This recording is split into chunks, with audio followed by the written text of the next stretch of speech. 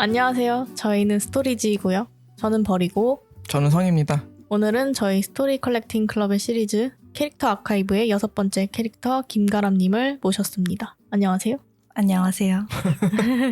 환영합니다. 불러주셔서 감사합니다. 참여해주셔서 너무 감사하죠. 김가람님을 듣는 분들은 처음 뵈니까 소개를 간단하게 해주시면 좋을 것 같습니다. 네, 저는 성의 오랜 친구이자 그리고 모든 분들을 대변하는 평범한 직장인 김가람입니다. 반갑습니다. 반갑습니다. 덧붙이자면 저의 오랜 친구고요. 또 저희가 만난 계기도 되게 제가 느끼기엔 스페셜하거든요. 그런 스페셜한 친구죠. 어떻게 만나셨는데요? 스페셜을 하나 해놓고 그냥 말 안 해줘. 갑자기 말을 하면서 아무도 궁금해하지 않을 수도 있겠다라는 생각을 해서 어쨌든 만난 그 계기는 같은 고등학교를 나왔는데 각자 같은 반인 적이 한 번도 없었고 또 뭐 그래서 친해질 계기는 없었고 그러다가 이제 가람님의 친한 친구가 저의 친한 친구예요. 그러니까 사실 교집합은 있었던 거죠. 근데 또 굳이 친해지진 않았죠. 그리고 제가 알기로 가람님이 고등학교 때 저를 무서워했다는 걸 알고 있었고 굉장히 맞습니다. 왜요?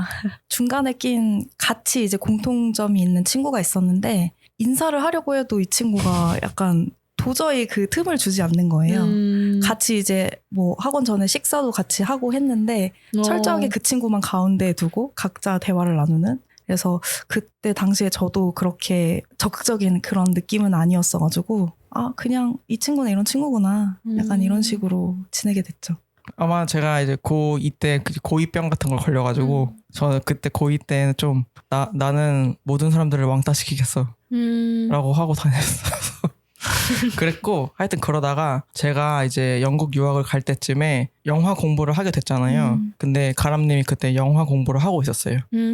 그래가지고 그 영국 가기 전에 전주국제영화제를 했었거든요. 그래서 그때 저희 중간 친구가 저희를 연결해줬어요. 뭐 너네 같은 영화 공부하니까 뭐 연락해봐 이런 식으로. 그래서 연락하자마자 둘이서 전주국제영화제를 갔어요. 전 제대로 된 만남이 식사할 때도 말을 섞지 않았는데 전주국제영화제를 그래서 가려고. 얘기를 안녕? 이게 버스 안에서였고 그래서 그때 막 얘기를 많이 했더니 잘 맞았고 또 전주국제영화에서 아주 잘 재밌게 놀았고 영화도 아주 코 골면서 잘 봤고 무성 영화에 아주 자장가를 들으면서 푹 잤던 기억이 있습니다. 네, 그래서 그 뒤로 친하게 지냈고 또 이제 가람이를 통해서 친해진 또 다른 친구도 있게 되었고 그리고 원 선생님도 또 이제는 원 선생님이 저희의 베스트 게스트. 또 반대로 벌림도 제가 알게 되고. 그렇죠. 맞아요. 그런 아주 좋은 친구가 된 친구입니다. 그러면은 두 분이 몇 년 된 거예요? 한 22살인가? 21살부터 알았을걸요? 그 식사 같이 하던 때는 아는 사이로 안 친 거고. 그때는 약간 타인이었나요? 퍼스널리티랑 지금이랑 다시 만났을 때랑 완전 달랐기 때문에 그때는 쳐야 되는지 조금. 네. 그러면 그래도 10년 넘으셨네요. 그쵸. 그리고 그쵸. 또 그런 밀도 있는 시간을 되게 많이 보냈어가지고 서로 그렇습니다. 그렇군요. 재밌는 친구예요. 그래서 모시고 싶었어요. 아까 가람님이 일반인들을 대표하는 평범한 직장인이라고 했지만 평범한 직장인들 중에서도 되게 재미있으시거나 특별한 분들이 꽤 많으시잖아요. 그냥 단지 직업이 직장인인 것 뿐이지. 그런 분이에요. 그 누구보다 트렌드를 많이 아시고 미쳐있죠. 미쳐있고 그리고 또 말도 되게 재밌게 하는 친구고 센스도 되게 좋고 그래서 모시고 싶었어요. 그리고 또 말했더니 좋다고 하셨고 수다나 이런 건 못 참으니까 재밌게 대화하려고 왔습니다. 그렇군요. 도파민 거리라고 알고 맞아요. 있습니다. 맞아요. 요즘에는 살짝 조금 줄어들긴 했는데 예전엔 이제 도파민을 1일 1 도파민 충전을 하지 않으면 이제 못 참는 그런 나날들이 있었어가지고 전에 회사에 있을 때 그래서 이제 퇴사하고 싹 나왔습니다. 그렇군요. 저희 질문 리스트에 있는 질문인데 고정 질문인데요. 활동명이 혹시 있으신가요? 활동명, 제가 뭔가 활동을 하지는 않는데 활동은 이제 회사에서 이제 많이 하게 되는데 일단 기본적으로 제가 다녔던 회사는 다 그냥 그 실명제였고요. 뭐 영어 이름제는 아니었는데 제가 하는 업무의 특수성이 있다 보니까 영어 이름을 사용을 하는 때도 있고요. 그때는 이제 조이라는 활동명을 썼는데 조이도 좀 도파민 근데 뭐 느낌의 즐거움을 딱히 추구하는. 뭐 그런 건 없습니다. 갑자기 이름을 지어야 한다고 하길래 뭐 어떤 거 할까 하다가 갑자기 어떤 분이 뭐 제니 이런 걸 하셨길래 그럼 나도 조이? 이렇게 해가지고 레드벨벳 조이님을 생각하면서 그냥 조이님을 지었고요. 그래서 주 활동 무대에선 조이로 활동을 하고 있는데 활동 무대.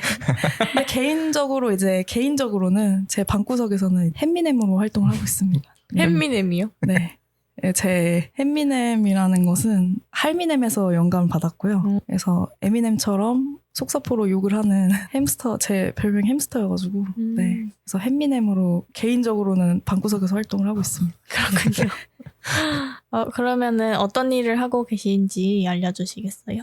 네. 저는 지금 스타트업에서 CX팀의 그 이전 회사에서 매니저로서 활동을 했고요. 그리고 지금은 최근에 이직을 한 상태여서 이전에는 인플루언서 커머스에서 업무를 하다가 지금은 에듀테크로 이직을 해서 업무를 하고 있습니다. CX라는 영역에서 업무를 하고 있습니다. CX면은 커스터머 익스피리언스. 네, 고객 경험이라고 해서 요즘에는 보통 고객 경험을 좀 중요하게 다루는 회사는 스타트업이 좀 많이 할 것 같고요. 왜냐하면 고객 경험이라는 영역에서도 이제 중요하지만 마케팅의 영역에서도 굉장히 중요하기 때문에 어떤 뭐 서비스라든지 재화가 나올 때 그 고객의 목소리를 듣고 또 수정을 하고 또 다시 발표를 하고 이런 과정을 스타트업은 끊임없이 거치기 때문에 아마 그쪽 영역에서 되게 중요한 사항이라 그 영역에서 열심히 하고 있습니다.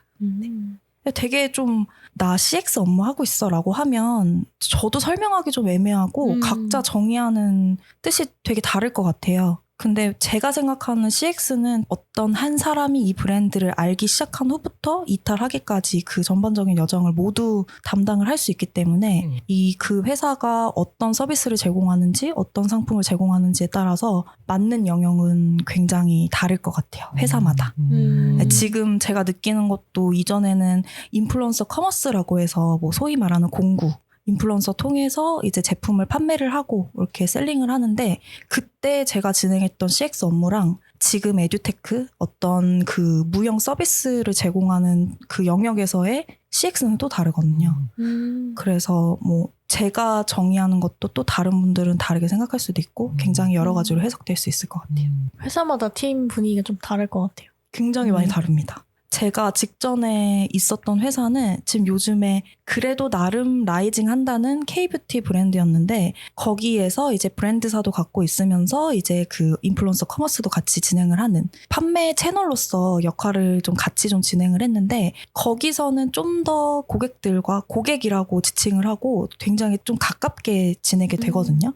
근데 에듀테크는 조금 더 다르고 수집되는 VOC도 다르고 서비스를 이용하는 분들의 성향이나 이런 것도 다르기 때문에 이전에는 뭐 누구누구님 이러면서 엄청 친숙하게 좀 대하던 것도 지금 에듀테크에서는 뭐 이런 회원님이라고 하면서 정갈하게 좀 만나게 되는 이런 것들이 분위기가 많이 차이가 있더라고요.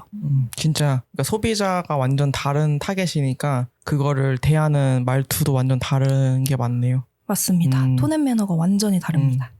그 햄미넴이라고 하셔서 햄미넴의 이미지랑 방금 말씀하시는데 너무 조곤조곤 이렇게 되게 소프트하게 잘 말해주셔가지고 약간 인지 부조화. 그 햄미넴은 그 저기 방구석에서 활동하시기 때문에 지금 계시지는 않고요. 저는 지금 조이로서 나왔습니다. 조이님. 네, 그렇습니다. 좀 이따가 햄미넴이 나올 수도 있죠. 맞습니다. 네. 덕분에 CX팀이 하는 일에 대해서 잘 알게 되었네요. 그리고 근데 맞아.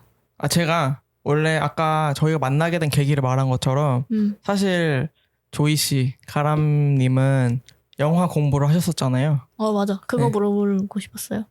저의 전공을 진짜 까먹다가 이렇게 한 번씩 들춰보게 되는데 전에 회사에서도 저의 전공이 갑자기 좀 이슈가 된 적이 있었거든요.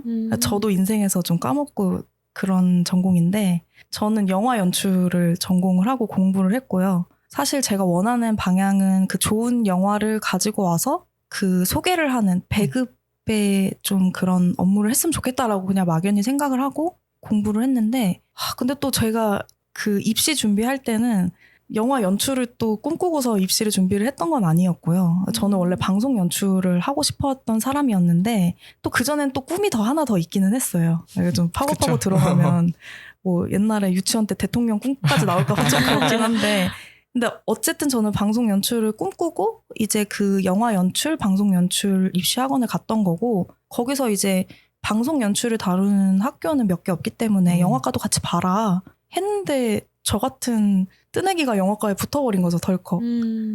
그래서 이제 그때부터 정말 영화는 제 취향에 맞는 영화만 봤었고 봉준호 영화는 본 게 손에 꼽았었고요. 그때 입학을 했을 당시에. 그래서 그때 제가 입학을 했다고 들었을 때 제가 합격을 했다고 들었을 때 이 자리에서 한 얘기지만 제가 문 닫고 들어왔거든요. 제가 추합 1번으로 들어왔기 때문에 제가 문 닫는 번호로 들어왔는데 그때 그 백상 뭐 이런 그때 당시 백상이 맞는지 모르겠는데 그런 영화제 어떤 그런 상 받은 작품들을 미친 듯이 봤어요. 입학하기 전에. 내가 이제 영화를 공부를 해야 되는구나 이러면서 미친 듯이 봤었고 그래서 그때 그냥 막연하게 영화 연출 배운다라고 생각하고 그냥 글 쓰는 거 좋아해서 들어갔는데 거기서 이제 영화의 매력을 느끼고 좀 더 딥하게 공부를 하고 싶다라고 해서 배급사에 입사하는 거를 꿈꿨죠. 그리고 이제 졸업을 하고 사실 전공을 그렇게 살릴 만한 그런 저의 뭐 기회도 없었고 노력도 없었고 해서 지금은 뭐 아예 다른 영역에서 업무를 하고 있지만 이제는 이제 저의 취미라든지 이런 관심사 영역으로 들어가서 꾸준히 관심을 갖고 있긴 합니다. 대화하는 것도 좋아하고. 맞아. 네, 가람님은 영화를 보고 나서 얘기하는 걸 제가 좋아해요. 그리고 토론하거나 이게 논쟁까지 가더라도 자기의 의견을 얘기하고 듣고 하는 걸 좋아하는 편이라고 저는 많이 느꼈고 그리고 또 가람님이 가끔씩 엄청나게 꽂힌 영화들이 있어요. 그럼 그 영화를 주변 사람들한테 엄청 홍보하거든요. 끈질깁니다. 볼 때까지 홍보하는데 또 주변 사람들 고집이 안 봐요. VOD도 사줘요. 사주는데도 안 봐. 그런 식으로. 근데 언젠가는 지나서 볼 때가 있어요. 근데 그 영화들을 보고 나면은 이 영화를 왜 추천했는지 알겠다. 왜 좋아했는지 알겠다. 이런 느낌이 드는 게 많았고 또 그 영화들이 아까 가람님이 배급을 꿈꿨다는 것처럼 유명한 영화들은 아니거든요. 그러니까 막 되게 스케일이 큰 영화라거나 그런 건 아니고 좀 소소하고 작은 스케일의 그런 영화들이라서 그런 거를 만약에 하게 됐었더라도 잘했겠다라는 생각은 들어요. 근데 뭐 취미로도 즐기면 아주 좋죠. 맞습니다. 그러면 궁금하네요. 최근에 본 영화 중에 괜찮은 거 있으셨어요? 아니 영화를 제가 사실은 부끄럽게도 스타트업으로 이직을 한 이후에 본 적이 거의 없어요. 정말 꾸역꾸역 보게 되는데 이전 회사에서 제가 워낙 워라밸 없이 좀 살기도 했고 그 다음에 제 관심사가 조금 다른 데로 좀 옮겨간 좀 그런 상황이 있어서 최근에는 영화를 그렇게 감명 깊게 보기가 힘들더라고요. 네, 그래서 많이 아쉬워하고 있습니다. 마지막 영화는 뭐예요? 마지막은 근데 인사이드 아웃 2입니다. 인사이드 아웃 보면서 또 눈물을 흘렸고요. 그 불안이를 보면서 눈물을 많이 흘렸고 그거를 보면서 요즘에는 연계된 컨텐츠를 아예 다른 영역의 컨텐츠를 보게 되는 것 같아요. 그래서 최근에 인사이드 아웃이랑 그 보고 나서 뇌과학자분이 성함이 기억이 안 나는데 그분이 이야기를 그 인사이드 아웃 관련한 그 컨텐츠를 진짜 감명 깊게 봤었거든요. 그래서 뭔가 어떤 컨텐츠를 보면 다른 어떤 시선이라든지 다른 분야에서 계신 분들의 의견이나 이런 걸 보는 걸 좀 즐겨 하는 것 같아요. 근데 아쉽게도 최근에는 영화를 그렇게 감명 깊게 보지 못해서 저도 아쉽습니다. 본분을 다하도록 하겠습니다. 최근에 그럼 재밌게 본 것은 흑백 요리사잖아요. 흑백 요리사 그 참 도파민이 아주 장난 아니에요. 터졌고요. 이게 굉장히 연출이 너무 뻔하지 않고 너무 자극적이지도 않고 그런 방향으로 됐는데 참 이 심사위원까지 어떤 재미로 끌어들인다는 게 제가 요리 서바이벌을 되게 좋아하는 사람이었거든요. 한때는.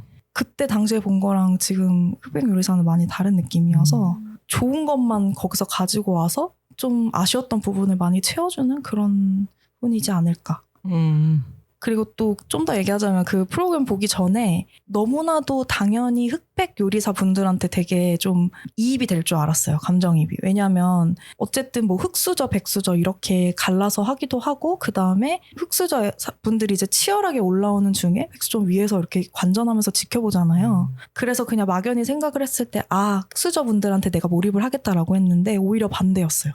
그래서 더 좋았던 것 같아요. 내가 평소에는 저분들이 악역이야 이러면서 지레 생각했던 그런 분들이 오히려 더 배울 점이 많고 좀 멋진 어른들이 모여서 나왔구나 싶은 생각이 드니까 더 재밌게 느껴지더라고요.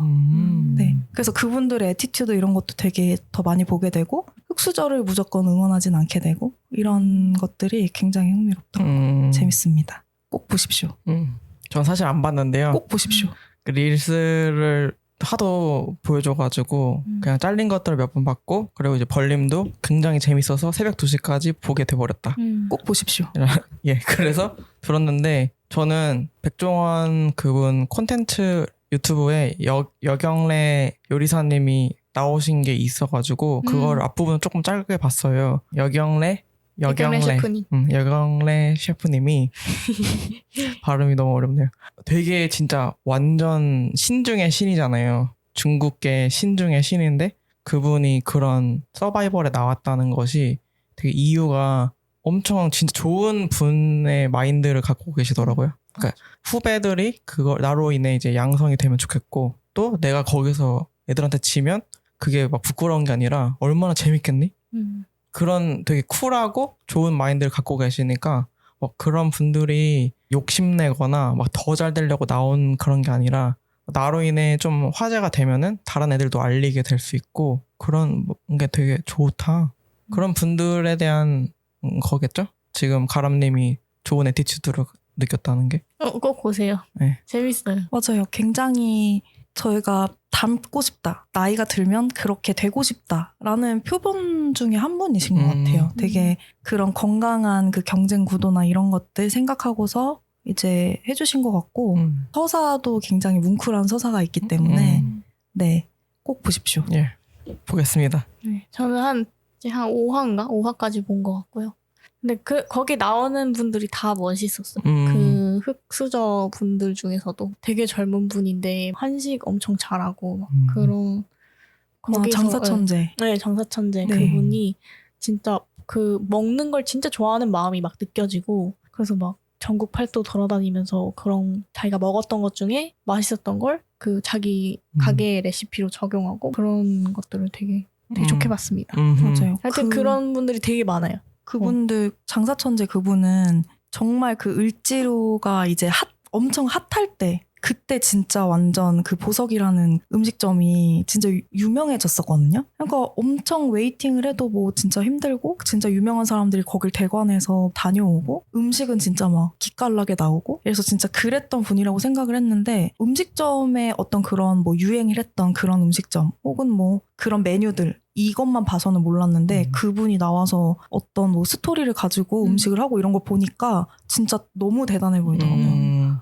확실히 장사 천재는 이유가 있습니다. 맞죠. 네. 그리고 만화책으로 요리를 배운 사람도 있는데 근데 그 사람도 진짜 대단하고 처음에는 그냥 뭐야 저 사람? 요리왕 비룡 막 이런 책 보고서 그리고 뭐 최강록이랑 좀 네, 비슷하죠. 맞아요. 그래서 막 그걸 보는데 뭐야 저거 쇼잉 아니야? 이렇게 생각했는데 뒤로 갈수록 와 진짜다. 그래서 그분이 참고했던 그 만화책이 너무 보고 싶은 거예요. 뭐였어요? 뭐였지? 철냄비짱. 철냄비짱 맞아요.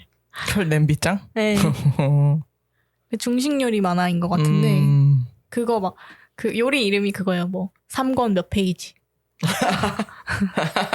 그리고 저는 이제 저희 남편이 요리사니까 같이 보잖아요. 그리고 저희 남편은 파인다이닝에서 일했었으니까 그런 걸 막 되게 옆에서 이렇게 부연 설명을 하면서 보는데 너무 재밌었어요. 진짜 더 재밌겠다. 그러면. 그럼 또 뭐가 더 잘 보일 수도 있고. 네, 그래서 맞아. 막 그런 고기 굽는 것도 보면은 잘 못 구웠네 막 이러는 거예요 옆에서. 그러면 그 안성재 셰프님이 더 보고 이분하지 않다고 말씀해 주시고 잘 못 구웠어. 채소 익힘 정도. 그게 진짜 엄청난 밈이 됐잖아요. 맞아. 어떤 분이 무슨 챗 GPT로 응. 그 셰프님을 트레이닝 시켜가지고 그것도 만들었더라고요. 그 막 음식 사진 이렇게 딱 보내면은 그걸 평가를 해주세요. 막 이건 어떻고 저건 어떻고 보류입니다. 이렇게. 영화 공부했던 거 얘기하다가 맞아. 이제 갑자기. 흑백 요리사. 왜냐면 흑백 요리사가 지금 워낙 핫하니까 맞아. 좀 얘기하고 싶었어요. 우리도 보고 있다.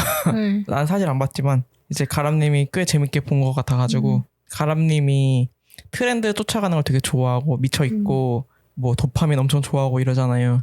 그러면 흑백 요리사도 그 부류 안에 들어가는 거니까 그런 느낌으로. 네, 맞습니다. 예. 맞습니다. 이번에 계기로 저희 자영업자분들이 굉장히 요식업에 일하시는 분들이 어렵잖아요. 흥했으면 좋겠네요. 정말로. 맞아요. 네. 실제로 다 풀복된 것 같더라고요. 그분 엄청. 그 출연하셨던 셰프님들 가게가 다 예약이 꽉 찼습니다. 궁금. 그러면 저희가 그 다음 질문이 거기서 깨달은 것이 있나요? 이런 건데 이게 뭐냐면 직업이나 전공이나 이런 걸 하면서 거기서 깨달은 점이 있냐 이런 걸 물어보는 거거든요. 그러니까 영화 전공을 어쨌든 했잖아요. 근데 제가 느꼈을 때 저는 영화가 되게 막연하잖아요. 그러니까 배우기 전까지는요. 왜냐면 그냥 겉에만 봤을 때는 영화 감독이 전부인 것 같고 뭐 다른 거기에 엄청 많은 스태프와 엄청난 많은 섹션이 있는지도 잘 안 보이고 그런데 배우고 난 다음에는 와 이런 분야도 있었구나.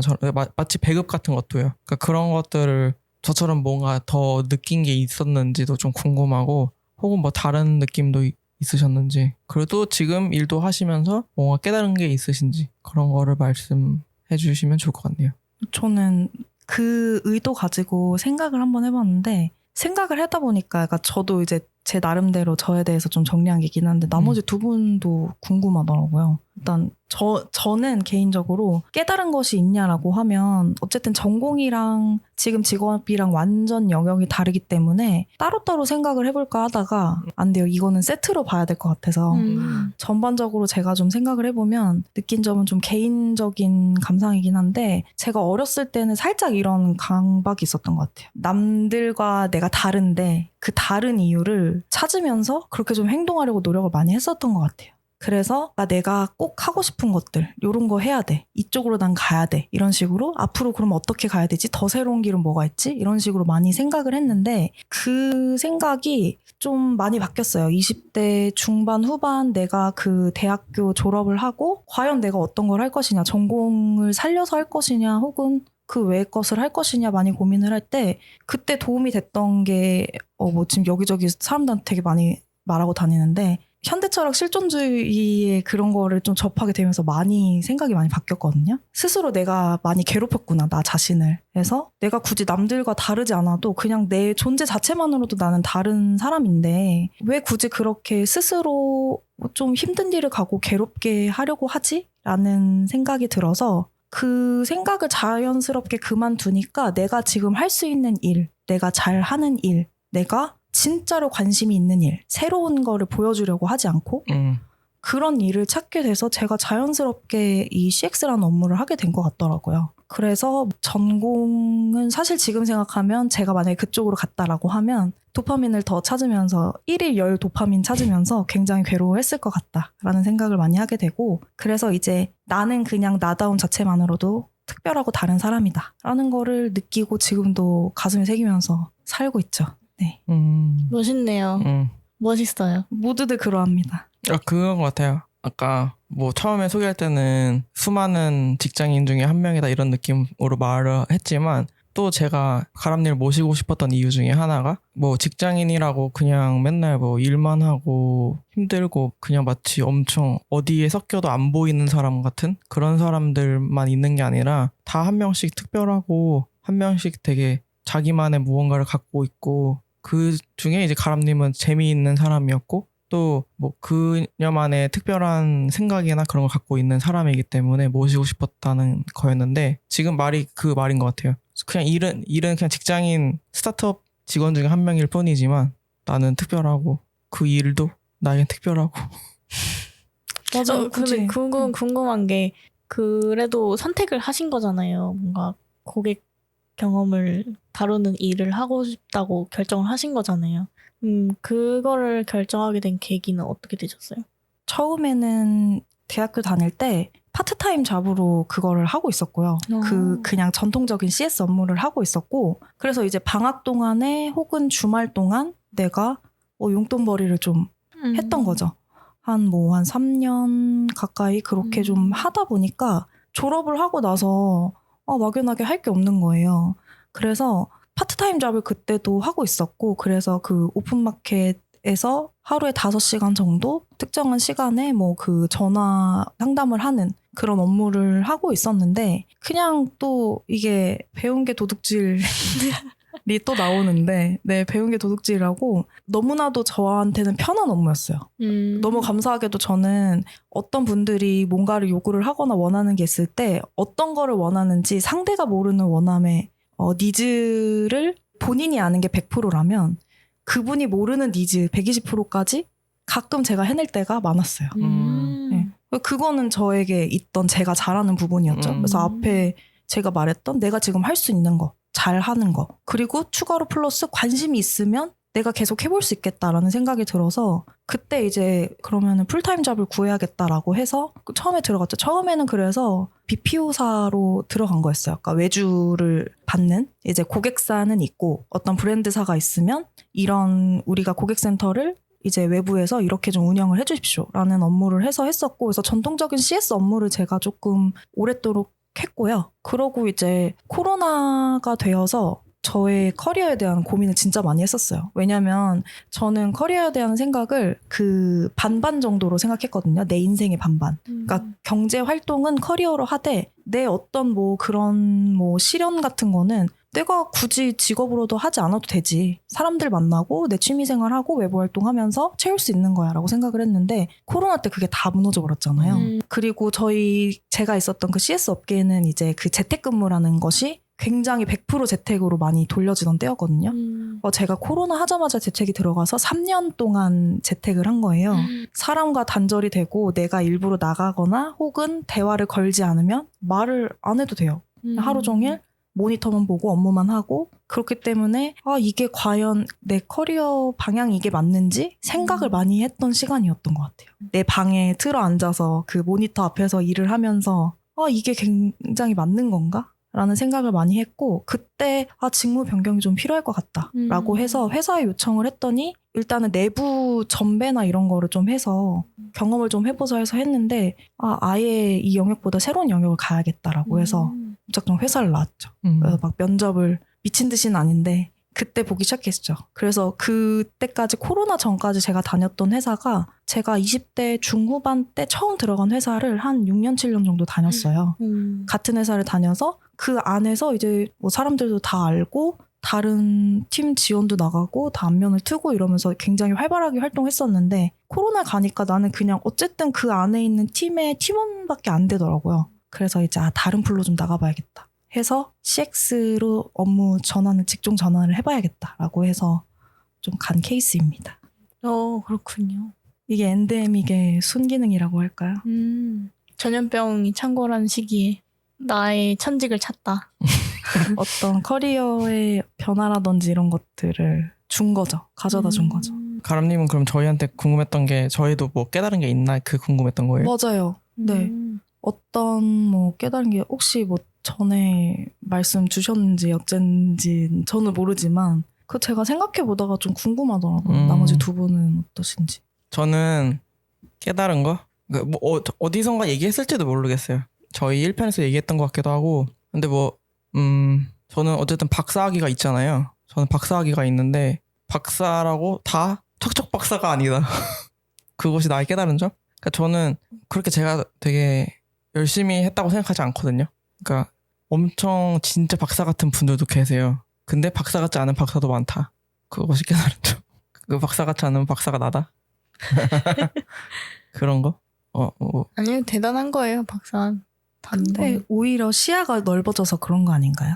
오히려 학사 때는 내가 졸업할 때 이 분야를 내가 공부했지 하다가 석사가 되면 내가 이쪽 공부를 하고 있나 하다가 박사가 되면 내가 이제 시작이네, 약간 이런 식으로 뭔가 확장이 되지 않을까요? 근데 약간 저도 이제 대학원을 다녔는데 그때 느낀 것은 한 사람의 인생에서 시간이라는 게 절대적으로 제한되어 있기 때문에 한 명이 알 수 있는 지식의 양은 그렇게 많지 않구나.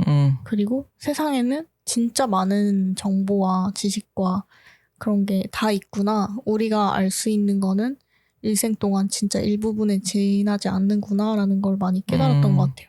그런 맥락에서 좀 박사 같은 박사와 안 박사 같은 박사가 나눠지지 않을까 생각이 좀 듭니다.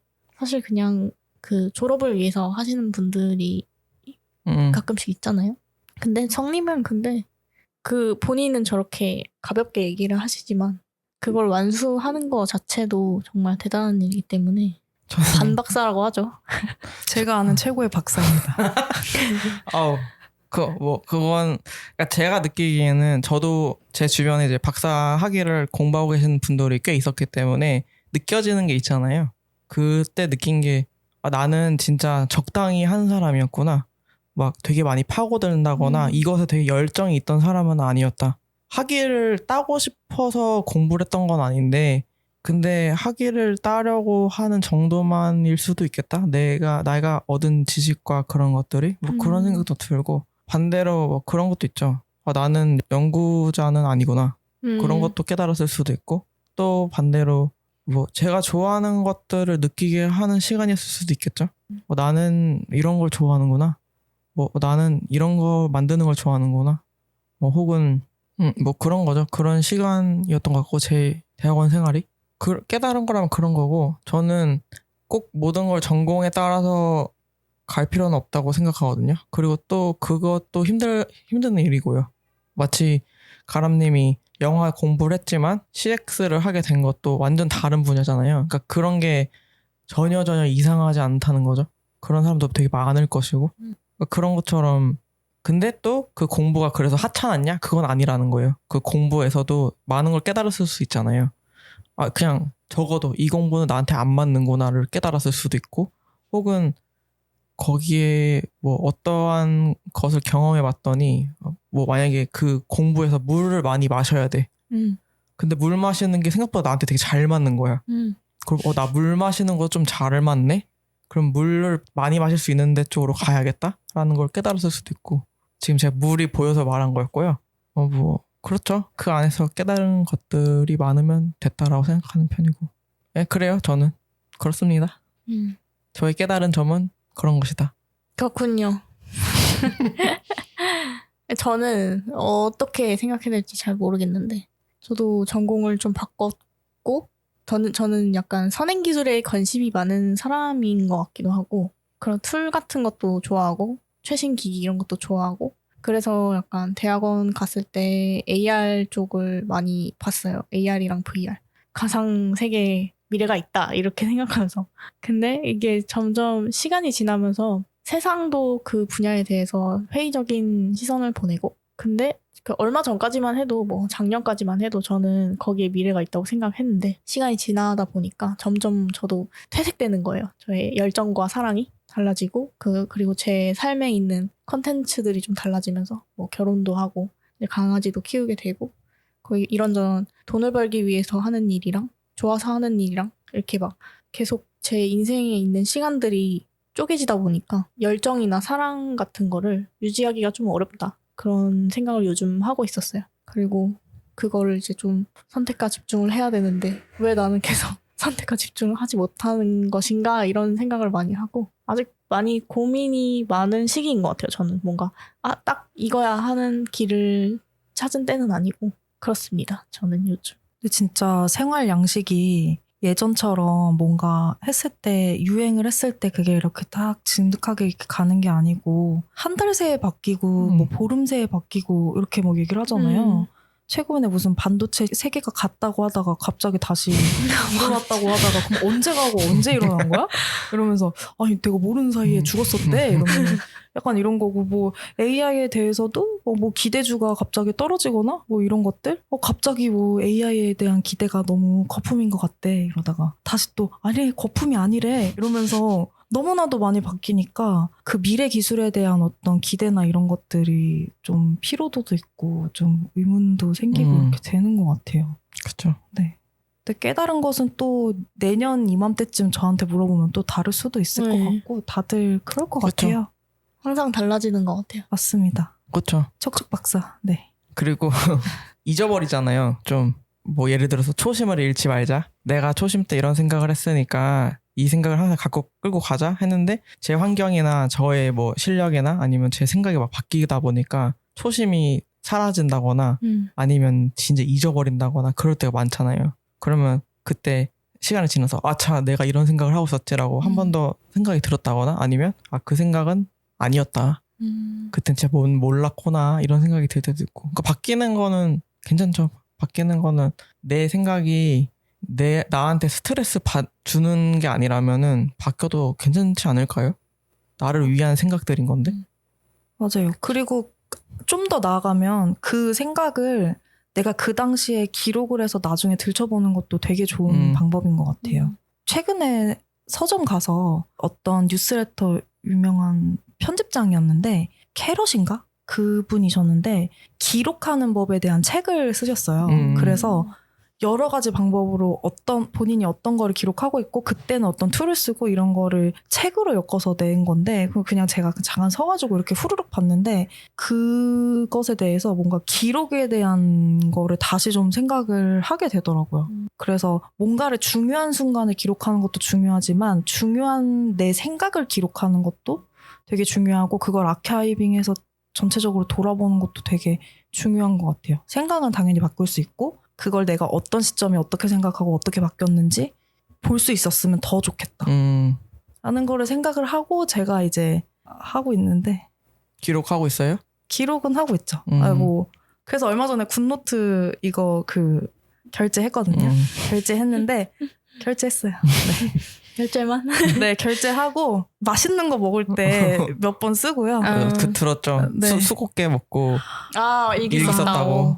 맞습니다. 제 인생에 페이지가 한 장 생겼기 때문에 그때 수국게 먹고 쓰고 좀처럼 제 생각을 쓰지 않게 되네요. 맛있는 거만 쓰게 되고. 근데 맛있는 거 써놓으면 그 시점에 뭐가 맛있는지 알 수 있잖아요. 또 그럼 내년에 또 그 일기 보고 맞아. 와씨 이때 수국게였잖아 하고서 또 먹으면 되죠. 그렇죠. 근데 맛있는 식재료에 대한 얘기는 모든 사람들이 다 할 수 있는데 내 얘기는 나밖에 할 수 없거든요. 근데 좀처럼 제가 쓰질 않는다는 게 문제인데 그것도 아주 좋죠. 식재료에 대한 것도. 기록이 하고 싶으시다면 저희 캐릭터 아카이브 출연해주셨던 저의 친구 김도환님의 에피소드를 들어보셔도 좋을 것 같습니다. 아주 관심 있게 봤습니다. 네네. 들으셨어요? 네, 다 들어오진 못했는데 관심 있게 듣고 있습니다. 네, 그렇군요. 멋지신 분이어가지고. 맞아요. 기록왕이에요. 저도 기록하고 싶거든요. 그리고 필요하다고 생각해요. 그거를 매일매일 느껴요. 매일매일. 이 말을 하면서 실천하면 돼. 쓰면 되는데 진짜 쓰고 싶다. 그걸 블로그를 열고 한 달락 쓰고 잊어버리고 한 달락 쓰고 또 잊어버리고 그러다 써야지 하고 그러니까 이게 도아님은 대단한 사람이었다. 어떻게 맞아. 이렇게 매주 올릴 수 있을까? 그것도 참 근육이 생긴 것이구나. 기록 근육이. 맞아. 근육. 기록 요즘 근육이라는 게 정말 절절하게 느껴져요. 모든 일이나 그런 깐의 근육이 진짜 중요하다. 맞아요. 그리고 아까 생각했는데 최근에 깨달은 것 중에 정리정돈을 잘하자가 되게 크게 와닿았거든요. 그 이유는 제가 막 선택과 집중을 잘 못한다고 했잖아요. 그 이유가 사실 인생을 정리정돈을 잘 못하는 거예요. 그래서 뭐 포트폴리오라던가 아니면 뭐 지난 나의 경험들을 정리를 한다거나 그런 시간들을 잘 못 내다 보니까 더 혼란스러워지고 내가 어디로 가야 될지 방향성을 잘 못 잡고 있었거든요. 그리고 추가로 최근에 제가 가방에 베이글을 넣어놓고 그 소파 위에다 올려놨더니 저희 집 강아지가 소파 위에 올라가서 베이글을 뜯어 먹었어요. 맛있게. 아주 맛있는 런던 베이글 뮤지엄 거를. 맞아. 나도 제대로 많이 못 먹은 런던 베이글을 잘 뜯어 먹는 걸 보고 정리정돈 진짜 잘해야 된다. 이 생각을 엄청 하고 마찬가지로 좀 크게 인생을 정리정돈하는 방법 중에 하나가 기록이고 그 기록을 잘 해두면은 좋다라는 거를 많이 깨달았습니다. 하여튼 기록을 합시다, 여러분. 기록의 중요성. 다음에 만나면 물어볼게요. 기록 얼마큼 했는지. 네, 오달달. 그래서 굿노트로 애플 펜슬도 같이 샀거든요. 그래서 그 애플 펜슬로 기록을 하려고 했는데 내 글씨체가 너무 안 예뻐서 필사를 하는 방법으로 이제 그거를 따라 쓰는 가나다라 따라 쓰는 그런 거를 먼저 하고 있거든요. 생각해보면은 손글씨가 안 예쁘면 그 타이핑으로 해도 되거든요. 근데 꼭 아이패드의 어떤 그런 그 로망 나도 손글씨로 예쁘게 한번 써볼 거야 라는 걸로 해서 하고 있는데 그냥 근데 그게 다르대요. 그 기억 처리가 하는데 아니, 타이핑이랑 손글씨랑 다른진 잘 모르겠는데 생각하고 아니면 말하는 거 그런 거랑 직접 손으로 적는 거랑 그게 데이터 처리하는 깊이가 달라서 기억에 남는 정도가 되게 많이 다르대요. 그래서 맞아요. 아마 손글씨로 쓰시면은 더 숫곡계가 더 강렬하게 남지 않을까요? 저는 메모는 진짜 많이 하거든요. 특히 이제 업무할 때는 그 회사 계정에 제 개인 노션 페이지 진짜 빽빽해요. 진짜 빡빡하고 완전 그 타임 매니징 할 때 그거를 되게 촉박하게 많이 하는 편이거든요. 근데 이게 이 업무에 대해서는 그냥 내가 너무 업무를 잘하고 싶은 거야. 그런 거의 일환인 거지. 그거를 이제 제 그 실생활 개인적인 영역으로 가져오진 못했어요. 원래는 되게 기록이나 이런 것도 되게 많이 하는 편인데 그래서 너무 아쉽습니다. 내년부터 열심히 해봐도 될까요? 내년? 네. 저기 올해가 100일이 안 남았다고 들었거든요. 100일 이나 남았잖아요. 아니 아직 100일이 안 남았어요. 그러니까 아직도 90... 말을 더듬게 되네. 아직도 90일이나 남았잖아요. 그 남은 90일은 좀 방탕하게 잠시 살아도 될까요? 내년에 열심히 한번 해보겠습니다. 내년에 기록 클럽 만들어야 되는 거 아니에요? 기록 클럽. 근데 기클. 약간 그런 거 좋아요. 특히 제가 남는 틈틈이 그 시간 동안 뭔가를 읽거나 혹은 그렇게 하거든요. 그래서 근데 그런 거에 대한 어쨌든 글을 잘 쓰려면 많이 읽고 많이 써야 된다고 하더라고요. 많이 읽고 생각하고 쓰고 이 세 가지가 계속 이어져야 된다고 하는데 읽고 생각하고만 보통 하고 있으니까 쓰기가 되질 않아서 이게 잘 되고 있는 것인지 잘 모르겠더라고요. 그래서 그런 것들이나 혹은 독서 클럽에 관심 있습니다. 독서 클럽? 네. 저희 독서 클럽 하나 있거든요. 지금 3달째 안 했나? 3달이에요 벌써? 2달인가? 2달인가? 2달인가? 그러니까 저희가 책을 읽는 걸 엄청 중요하다고 생각을 하고 있어요. 그게 저희 이 스토리 컬렉팅 클럽에도 그렇고 저희 작품에도 그렇고 되게 필요하다고 느끼는데 하기가 되게 어렵잖아요. 진짜 웹툰 웹소설을 그렇게 맨날 보는데 맞아. 챙겨보잖아요. 그거는 진짜 쿠키 써서라도 보잖아. 맞아. 일부러 쿠팡 시킨다고. 근데도 책을 읽어야 된다고 생각하면서도 또 안 읽으니까 그러면 우리 강제성처럼 클럽을 만들자 해서 저희 개구리 침묵 클럽 작품 같이 하는 분 중에 한 분이랑 셋이서 만들었어요. 그래서 한 번은 되게 잘했어요. 처음에 저희가 읽었던 책이 물고기는 존재하지 않는다. 그거를 읽어서 되게 긴 시간 동안 토론도 막 하고 나의 생각 옛날 것도 막 꺼내고 막 되게 좋다. 다음 책 고르세요 하고 제가 골랐고 그 다음에 한 달 뒤에 만나요 해놓고 2달이 지났다. 그게 이제 저의 아픔 이슈, 바쁜 이슈 이런 것들이 막 겹쳐서 안 했는데 근데 필요하다고는 항상 느껴요. 그러니까 혹시 원하신다면? 원합니다.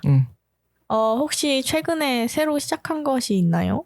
새로 시작한 것 요즘에 모든 분들 한 가지씩 가지고 있는 뭔가 좀 열중하고 있는 관심사, 취미 이런 거를 생각을 해봤는데 이거는 제 짝꿍도 약간 저한테 불만이 있는 점인데 제가 이제 취미라든지 이런 활동이 요즘에 도통 전혀 없더라고요. 쉬는 날에는 거의 이제 에너지 충전을 하게 되고 약간 아니면 외부 활동을 하게 되고 이렇게 되는데 뭔가 취미생활이나 이런 것들은 요즘에는 거의 없고 완전 거의 일만 생각을 하는 것 같고요. 그래서 그냥 새로운 시작이나 이런 것들은 제가 이번에 이직을 하면서 제 롤이 인력 관리도 같이 끼어 있기 때문에 과연 조직을 어떻게 운영을 할 것인가 이런 거에 대해서 좀 많이 좀 연구를 하고 있어요.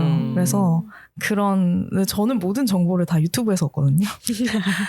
좀 많이 좀 이상하고 웃길 수도 있는데 그래서 유튜브를 많이 좀 얻기 때문에 인간관계나 매니징 이런 것들도 많이 찾아보게 되고 그래서 요즘에는 인력 관리나 이런 것들을 제일 많이 생각하고 좀 중요하게 좀 공부를 하고 있어요. 그래서 정답을 찾으셨나요? 정답은 절대 못 찾죠. 지금 제가 한 달 전부터 지금 이런 고민을 하고 있는 거거든요. 왜냐면 제 이제까지 커리어에서 내가 그 입장이 돼봤지 어떤 사람을 평가를 하고 어떤 사람을 이제 조직에서 원하는 방향으로 이끌고 이런 걸 했던 적이 한 번도 없어요. 그래서 어떻게 보면 사실 내 일만 잘하고 내 성과만 잘 챙기면 어쨌든 내 롤은 끝인 거예요. 근데 지금은 그것보다는 나의 성과가 곧 이들의 성과고 이들의 성과가 곧 나의 성과이기 때문에 그런 것들을 굉장히 많이 지금 공부하고 고민하는데 좀 많은 힘을 쏟고 있어요. 그래서 밖에 나가서 뭐 얘기를 하다가도 그쪽으로 가게 되는 것 같아요. 얘기가. 몸만 하면 기승전 뭐 일, 고민도 마찬가지고. 그래서 이 새로 시작하는 것이 있나요?라는 질문은 갑자기 저에게 좀 많은 이 성찰을 하게 되네요. 뭔가 되게 일 외에는 새로운 거를 하지 않고 있는 것 같아서. 아, 근데 일이 그만큼 이직하신 지 얼마 안 됐잖아요. 그리고 새로운 롤이라서 그러신 것 같은데. 맞습니다. 근데 그러면은 한 달 정도 이제 정보 수집을 하셨잖아요. 그러면 거기서 좀 배운 것들이 있나요? 그러니까 이런 포인트를 중요하게 생각해야 되는구나 이런 거?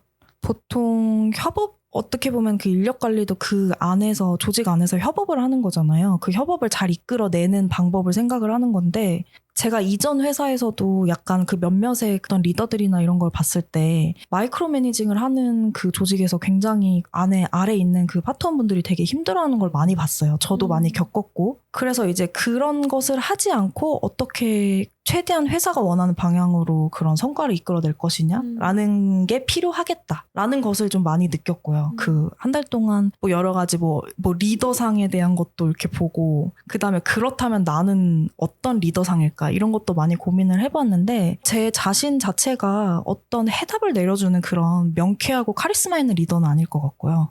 조직에서 이 사람이 그래도 그 사람 한 사람 목을 하기 위해서 어떤 게 좀 필요할지 그리고 뭐 어떤 방향으로 혹은 어떤 방법으로 하는 게 제일 효과적일지를 잘 그 사람에 대한 걸 잘 보고 제시해주는 그런 역할은 내가 잘 할 수 있겠다라는 생각이 들더라고요.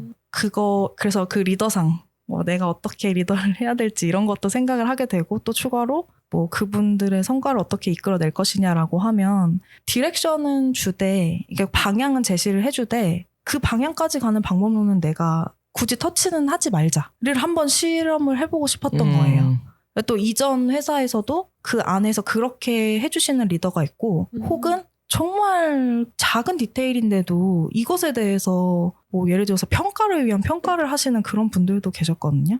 내가 그런 것들에 대해서 조금 자율성이나 이런 것들 불만을 가지고 있었으니 내가 한번 그걸 해보자라는 생각을 가지고 있고 근데 이제 또 앞으로 그거를 적용해서 잘 열심히 해봐야죠. 그런 생각을 좀 갖고는 있어요. 네. 어려운 것 같아요. 사람 대하는 일도 어려운데 사람 대하는 일이 원래 어려운데 그게 이제 차라리 고객이면은 방향이 있잖아요. 뭐 문제가 있으면 해결해준다. 근데 같이 일하는 사람이야. 저 사람에게 되게 좋게 저 사람의 능력을 끌어올려야 되고 거기서 울면서 퇴사하지 않게 잘 해야 돼.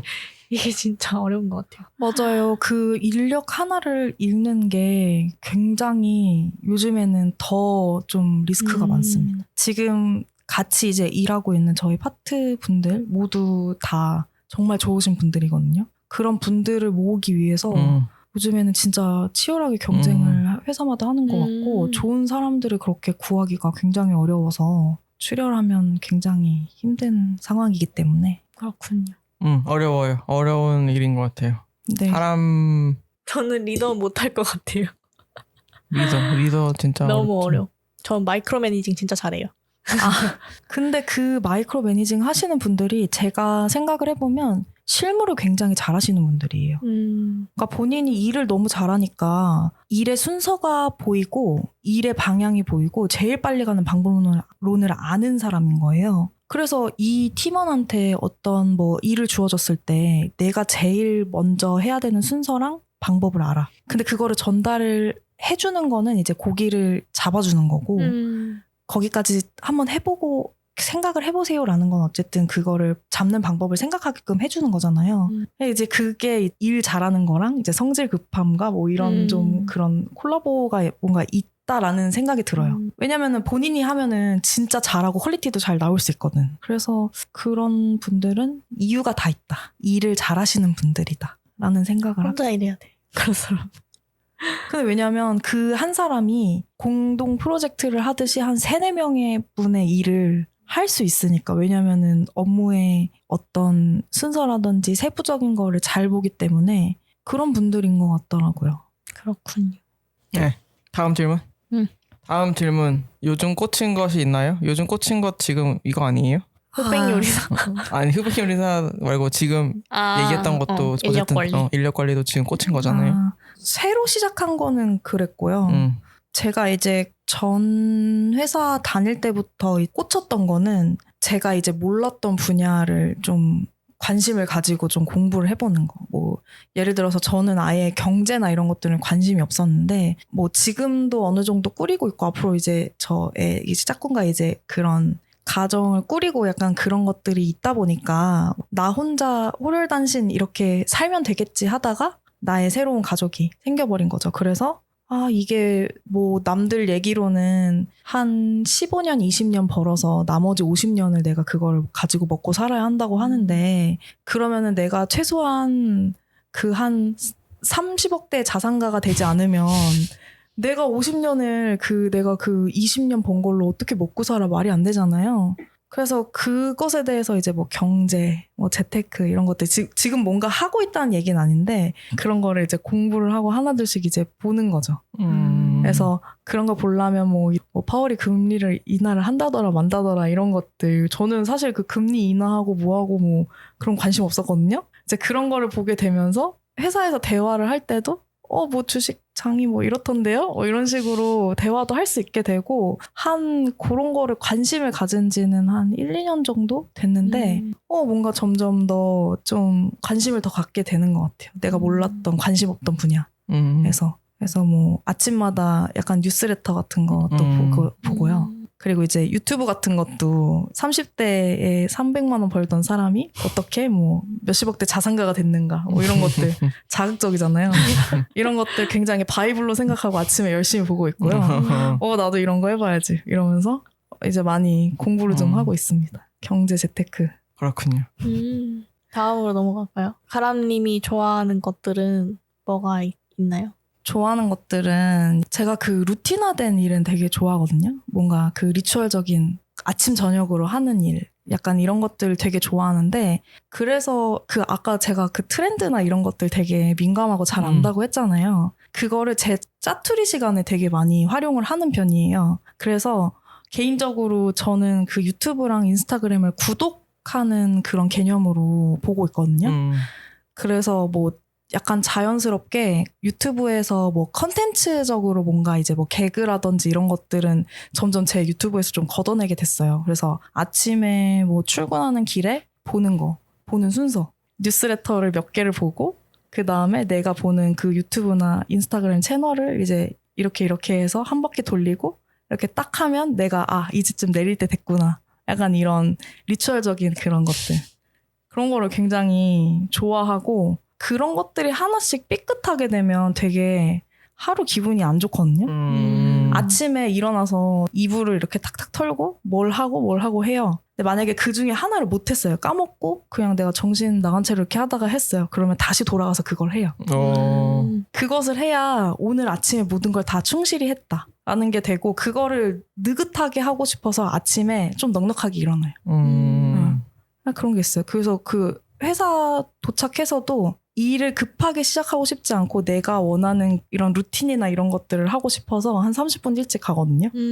가서 내 시간 보내고 그 다음에 이제 일해야지 라고 일을 해야 오늘 내 마음가짐이 좀 일할 마음가짐을 갖고 지금 진행하는 것 같고 해서 루틴화된 것들 되게 좋아하는 편이고 근데 또 반대로 저랑 같이 사는 분은 그 루틴화가 전혀 안 돼 있는 분이세요. 아까 벌님이 약간 그런 정리정돈에 대한 얘기를 하셨는데 그 친구도 살짝 정리정돈이 안 되어 있고 그 다음에 모든 것에 대한 이제 관심이 있고 열정이 있기 때문에 보통 일이 세트로 벌어지거든요. 여러 가지 한꺼번에 세트로. 그래서 옆에서 가끔 이제 이걸 먼저 하고 이걸 하면 어떨까? 이런 식으로 하면은 너무 당연한 조언인데도 거기에 몰입이 되어 있다 보니까 맞네. 그렇게 하면 되겠네. 이런 식으로 되게 간단한 것도 이게 순서 정리가 안 되는 친구가 같이 있다 보니까 제가 옆에서 루틴화된 생활이 좋아. 이렇게 규칙적인 생활을 하면 정말 마음이 편안한다? 라고 하는데 반대로 그 친구는 그런 생활을 하려고 큰 맘을 먹고 스트레스 받고 약간 이런 것들이 있어서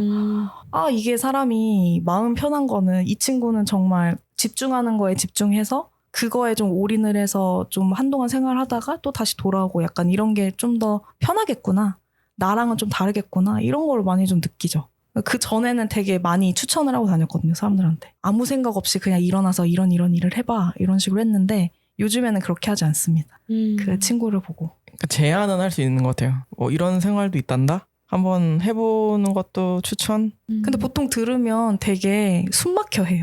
근데 아닌 사람들은 또 안 맞을 것이고 누군가는 좋을 수도 있고 누군가는 와 그런 생활 나도 해보고 싶었는데 그래서 가람님 말 듣고 해보는 사람 있는가 하면 누군가는 안돼 하는 사람도 있을 것이고 맞아. 저는 안돼 사람인데요.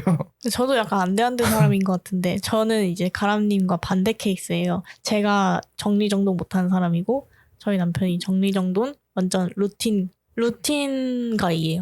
진짜 똑같이 매일매일 아침에 똑같은 타이밍에 똑같은 걸 하는 사람이거든요. 너무 좋아요. 그래서 진짜 저 결혼하기 전에 연애할 때도 항상 같은 시간에 연락을 했고요. 매일매일 같은 시간에 연락을 했고 와우. 그거를 진짜 결혼하기 직전까지 그렇게 하고 결혼해서 같이 살면서도 항상 그 친구의 그 생활 패턴이 되게 쫙쫙 잡혀 있어요. 근데 저는 이제 같이 사니까 제가 거기에 살짝 맞춰지고 있는 거예요. 근데 가끔 그게 되게 답답해요. 어떤 느낌이냐면 나는 이거를 뭐 밤을 새던 뭘 하던 그냥 지금 이 앉은 자리에서 쭉 해야 되는데 제가 자니까 내가 자야 돼. 제가 그 시간에 일어나니까 내가 그 시간에 일어나야 돼. 약간 이게 약간 좋다가도 가끔은 이게 갑자기 막 확 부담으로 막 오고 너무 답답하고 그 옛날에 나의 생활이 갑자기 생각나고 근데 그게 약간 왔다 갔다 하는 것 같아요. 어느 때는 그냥 그 패턴에 맞춰서 하는 게 저도 오히려 막 이제 뭘 해야 되지? 그런 고민 없이 그냥 그 저항 없이 사는 삶처럼 이렇게 되게 스무스하게 흘러간다고 느껴지기도 하고 근데 뭔가 창작을 할 때나 그럴 때는 그냥 죽치고 앉아서 하는 시간이 필요하거든요. 근데 그게 흐름이 되게 뚝뚝 끊기는 느낌이 드는 거예요. 그래서 약간 이게 정말 사람 성향이 이렇게 다르구나. 근데 그거는 뭔지 알 것 같아요. 그 루틴이 주는 좋은 점. 그 편안함. 네, 편안함. 그리고 고민할 필요도 없고. 내가 쓸 수 있는 에너지를 최대한 그 덜 쓰고 이 하루를 시작하고 중요한 데 집중해서 쓰고 막 그러는 게 좋은 것 같긴 해요. 그래서 절충을 해봐야죠.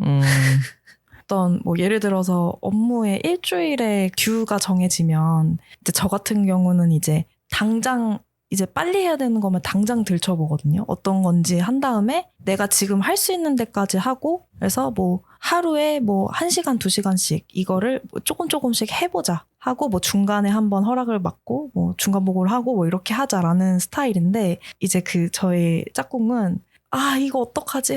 이거 진짜 잘해야 되는데 이거 어떻게 해야 되지? 힘들다. 이러면서 한 5일 정도 고민을 하고요. 근데 5일이 지나면 지날수록 그 친구의 압박은 점점 심해집니다.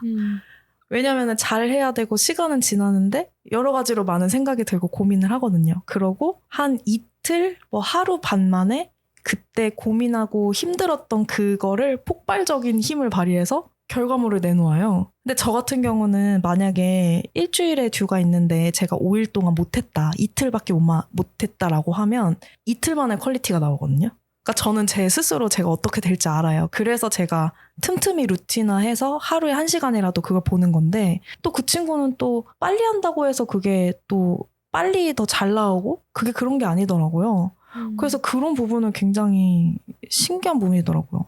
그래서 그걸 보면서 뭐 초반에 이제 그 친구를 잘 몰랐을 때는 계속 구박을 했죠. 막 잔소리를 하고 아니 그렇게 항상 막 그 임박한 때에 맞춰서 왜 자꾸 그렇게 하는 거야 이랬는데 그래서 그 친구가 3일 만에 그거 일을 끝내본 적이 있는데 나머지 4일은 디벨롭을 엄청 열심히 하더라고요. 그러니까 그 친구는 끝이 없는 친구예요. 그 마감까지 계속 그거를 다듬고 돌보는 친구라 그럼 또 4일 동안은 끝난 거를 계속 붙잡고 새로운 거를 또 디벨롭을 하는 친구여서 이제는 그렇게 크게 걱정은 안 하죠. 아, 얘가 이런 식으로 열심히 밥벌이를 해서 지금까지 잘 살고 있구나. 내가 굳이 쓸데없는 걱정을 했구나. 라고 하는데 초반에는 너무 달라서 좀 놀랐어요. 신기하기도 하고. 맞아요. 일하는 스타일 다 다르죠. 맞아요. 완전. 저는 공부 한 대로 나오는 스타일이어가지고 그거를 앉아있는 엉덩이 시간이 굉장히 중요한 사람인데 다른 형태의 여러 가지 방법이 있는 것 같아요. 맞아요. 그거 보고 신기했어요. 맞아요. 다 다르죠. 그냥 과제 같은 것만 봐도 언제 시작하느냐도 완전 다 다르잖아요. 그리고 제출 그 기한 있을 때 만약에 11시 59분 59초까지 제출할 수 있어. 그러면 막 58초에 저장 눌러. 그런 사람이 있는가 하면 막 거의 뭐 그냥 하루 전? 이틀 전? 막 그냥 여유롭게 제출한 사람도 있고요. 근데 이게 뭐 그렇다고 이틀 전에 제출한 사람이 잘했냐? 그것도 아니고 뭐 58초에 제출한 사람이 못했냐? 그것도 아니거든요. 그러니까 그것도 각자 다르니까 자기에게 맞고 자기가 덜 스트레스 받는 방법을 찾는 게 맞는 것 같아요. 저도 뭐 과제 같은 경우는 일주일 정도 시간을 주어지면 첫날에 조금 보고 그 다음에 한 5일 6일 안 봐요. 그러고서 하루 전날에 하고 내거든요. 근데 그 하루 전날에 할 때까지 저는 스트레스를 받진 않아요. 왜냐면 어떻게든 끝낼 거라는 걸 난 알고 있거든요. 그런 식으로 항상 해왔기 때문에 그 생각을 하는 거예요. 5일 동안 안 한다고 스트레스 받지 말자. 만약에 내가 할 일이 되게 많았다고 느꼈다면 3일 전부터 했겠지. 뭐 이런 생각을 했지만 뭐 퀄리티는 모르겠지만 하여튼 각자 그 맞는 게 있으니까.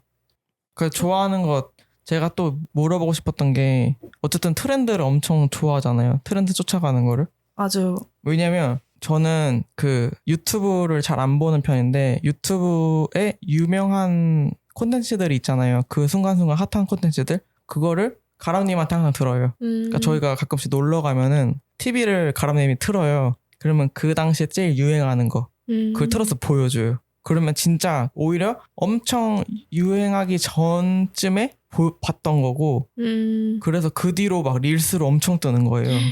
그럼 그걸로 뉴스레터 하셔야 되는 거 아니에요? 트렌드 뉴스레터. 근데 저는 말 그대로 소비하는 사람이어가지고 근데 막 그런 거 있었어요. 한동안 그런 유튜브 제가 진짜 완전 고관 여자거든요. 유튜브에 완전 고관 여자인데 왜냐면 TV나 이런 거는 아예 안 보고 그 유튜브만 진짜 다 봐요. 그래서 옛날에는 그 TV 채널처럼 정말 이제 뜨는 채널도 맨날 임급동 이런 거 공부를 해가지고 이렇게 좀 보고 약간 이랬어요. 근데 최근에는 생각보다 그렇게 조금 많은 뭐 라이징한 채널이나 이런 게 많이 없어서 좀 아쉬운 건데 근데 좀 그렇게 열심히 찾아봤던 것 같아요. 그래서 뭔가 알게 되고 사람들한테 지금 봐야 돼 막 이러면서 막 엄청 얘기를 많이 했던 것 같아요. 그래서 그 다나카상도 핫해지기 전에 알려줬어요. 미친 사람이 있다 이러면서. 그래서 그때 보고 알았고 또 폭스클럽? 뭐 폭스클럽도 그랬고 그 문대도 더 핫해지기 전에 보여줘가지고 저희 친구들 놀러 가서 그것만 보고 있었거든요. 다들 막 저게 뭐야 이러면서 다음 편 계속 보고 있어요. 그랬는데 그래서 진짜 빨리 한다. 어떻게 그렇게 빨리 할까 이런 생각을 했었거든요. 저는 이제 팽수 구독자가 한 8,000명 정도 있을 때 그 EBS 프로그램으로 모지린의 집에서 놀고 있을 텐데 EBS를 우연히 틀었는데 팽수라는 친구가 나오는 거예요. 그때 이제 초반에 했던 그거였는데 그래서 이제 뭐 자이언트 펭귄이고 그 다음에 뭐 케이팝을 너무 좋아해서 뭐 남극인가 북극에서 한국까지 헤엄쳐서 왔대요. 맞아. 그래서 그러니까 어쩐 뭐 펭귄이라고 막 이러면서 그런 걸 하면서 막 제발 뭐 유튜브 구독을 좀 해달라는 거예요. 그래서 제가 갑자기 너무 확 끌려가지고 구독을 한 다음에 주변 사람들한테 구독을 막 시키면서 다녔어요. 맞아. 네. 그래서 그때 이제 10,000명 딱 본 걸 보고 그때는 초통령이었어요. 팽수가. 초등학교 막 다니고 이랬었거든요. 그러다가 이제 팽수가 뭐 이렇게 BTS랑 뭘 하고 하면서 갑자기 확 뜬 거예요.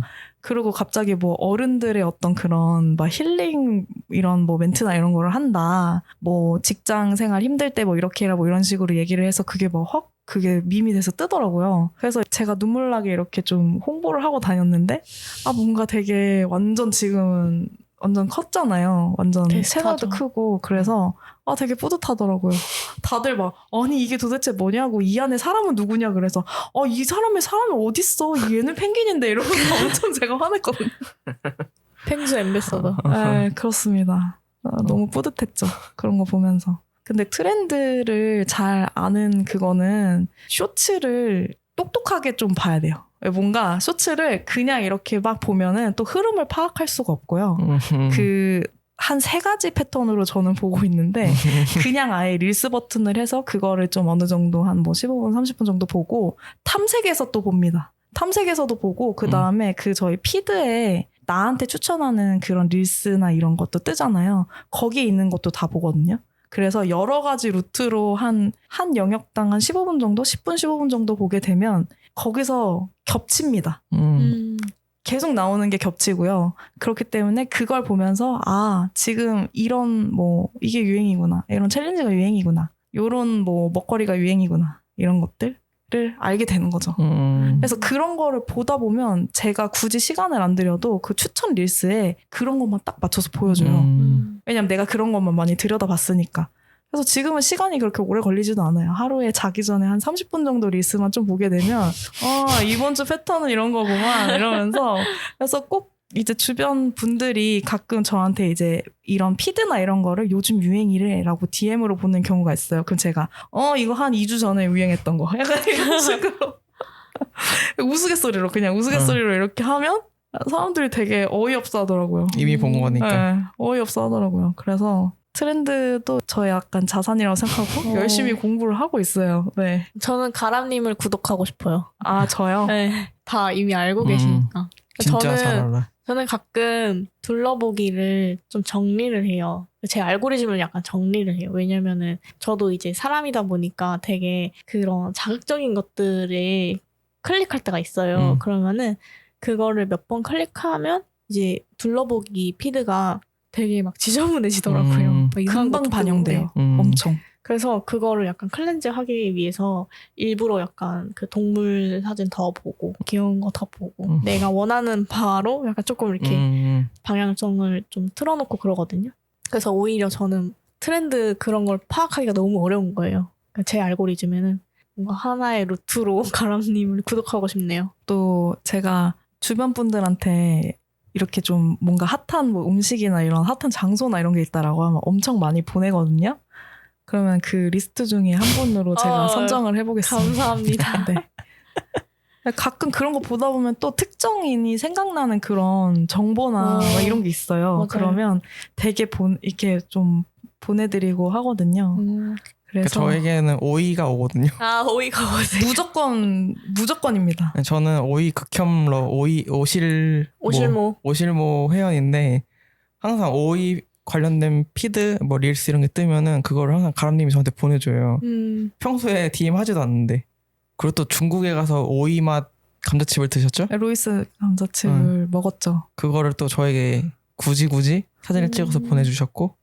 그게 굉장히 전 회사에서 되게 이슈가 됐었어요. 그 감자칩이 오이 맛 감자칩인데 진짜 오이 맛이 나거든요. 근데 그걸 이제 다 한 번씩 이렇게 먹여드리고 약간 그렇게 했는데 맛이 없고 진짜 너무 싫다라고 하면서 하나씩 드시는 분들도 이렇게 있었거든요. 굉장히 재밌었습니다. 뭐 하여튼 저는 이제 오이 관련된 것만 받고 있는데 벌님에게도 기대되네요. 오이 컨텐츠를 두 분께 같이 보내드리도록 하겠습니다. 네, 알겠습니다. 그리고 그거 하나만 더 얘기하고 싶었는데 그 가람님이 MBTI도 진짜 좋아하거든요. 맞아. 궁금해요. 그러니까 제가 여기서 언제 한번 얘기를 했을 수도 있는데 저는 가람님이 말했던 것 중에 제일 기억에 남아서 그 말을 아마 다른 에피소드 때 얘기했던 것 같은데 뭐냐면 가람님이 자기 엄마를 이해하지 못할 때가 있었대요. 엄마는 왜 그럴까? 엄마는 왜 이런 행동을 할까? 이해가 안 됐었는데 MBTI를 이제 유행한 후에 이제 보고 나니까 자기 엄마가 왜 그런지 이해가 되더래요. 엄마가 이런 사람이었구나. 이런 행동이 있구나 해가지고 이해하는데 되게 도움이 많이 됐다. 이런 얘기를 언제 한번 했었고 제가 그 말이 되게 기억에 남아서 MBTI가 너무 맹신하고 막 그러면 안 좋지만 누군가를 파악하거나 나랑 되게 비슷한 사람이 있구나 혹은 나랑 이렇게 다를 수도 있구나라는 걸 느끼기에는 좋은 매개체다라고 생각이 들었거든요. 그 말을 해줬던 사람이 가람님이었어요. 그리고 가람님은 아직까지도 좋아하고 있고요. 과학입니다, MBTI.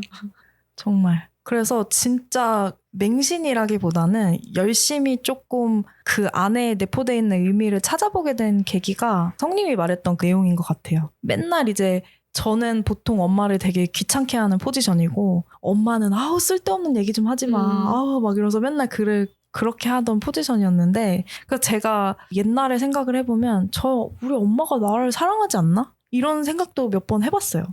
왜냐하면 저는 되게 감정이 드라마틱한 사람이고 그 다음에 이제 어렸을 때는 미숙하니까 더 풍부했었고 더 이제 감정에 너를 띄고 약간 이런 느낌이 있는데 저희 엄마는 엄청 이제 현실적이고 그 다음에 어떻게 보면은 또 현명하신 거죠. 그렇게 애가 이렇게 막 날뛰고 있는데 엄마도 또 같이 또 그렇게 하면은 그러니까 그렇게 좀 제가 그런 걸 경험을 하면서 우리 엄마는 나를 사랑하지 않나? 이런 식으로 생각했던 적도 있는데 그런 게 모든 게 다 좀 해결되는 순간이었어요. 저희 엄마가 ISFP였거든요. 그러니까 왜 엄마가 맨날 내가 엄마 놀자, 좀 밖에 나가자, 좀 멀리 나가자, 하플 한번 가보자라고 막 그렇게 졸라도 엄마가 또 피곤해 약간 이러고 저희 엄마는 저희 그 이모들 사이에서 사랑받는 약간 그런 타입이거든요. 저희 엄마가 이모들 형제자매들 중에 막내이기도 하고 뭐 당연할 수도 있지만 뭐 저희 외삼촌들 이모들이 되게 엄마를 되게 이뻐하세요. 그래서 뭐 쉬는 날이 있거나 뭐가 있으면 뭐 선이야 뭐하니 막 와서 뭐 줄게 뭐 먹자 뭐 하자라고 하는데 저희 엄마가 어떻게든 그 약속을 이제 본인의 페이스가 있으니까 이거 좀 빼고 싶으면 엄마가 어떻게든 안 나가려고 그러고 맨날 그러는 거예요. 근데 저는 반대로 밖에 나가고 사람 만나고 그 뭔가 이제 관계를 형성하고 이런 걸 굉장히 좋아하는 스타일이어서 우리 엄마가 왜 이모들 연락을 피하고 왜 이렇게 피곤해하지? 막상 만나면 재밌게 놀 거면서 또 막상 만나면 저희 엄마는 되게 인싸거든요. 그래서 그런 걸 보면서 되게 신기하고 그리고 제가 질문이 진짜 많은 스타일이었대요 옛날에. 만약에라는 질문을 엄청 많이 하면 그때 저희 엄마가 쓸데없는 질문을 하지 말라고 그런 생각을 왜 하냐고 막 저를 항상 다그치셨거든요. 우리 엄마 나랑 대화하기 싫은가 봐 이랬는데 그게 아니었던 거지. 우리 엄마의 생각 안에는 그런 만약이라는 거는 없는 건 거예요. 그래서 그런 거를 보면서 왜 우리 엄마는 항상 집에서 누워있을까? 왜 우리 엄마는 만약이라는 질문을 싫어할까? 이런 걸 보면서 그리고 왜 우리 엄마는 학부모 그 모임에 나가지 않는 것일까? 그런 것도 굉장히 이제 나가면은 이게 잘 하고 하는데 정말 꼭 필요한 것이 아니라면 우리 엄마는 그 학부모 간의 교류도 그렇게 좋아하진 않았거든요. 그래서 그런 거를 보면서 이제 느낀 거죠. ISFP라서 그랬던 거였구나. 이러면서 한 번에 이해되는. 명쾌하게 이해가 되는 순간이네요. 그렇기 때문에 제가 거기에 빠질 수밖에 없었던 거예요. 진짜. 네. 성님도 ISFP죠? 맞아요. 그래서 제 주변에 ISFP는 이제 선희 씨, 그다음에 성님, 그다음에 유재석 씨 이렇게 3명 있습니다. 그래서 ISFP. 제가 또 ISFP도 좋아해요.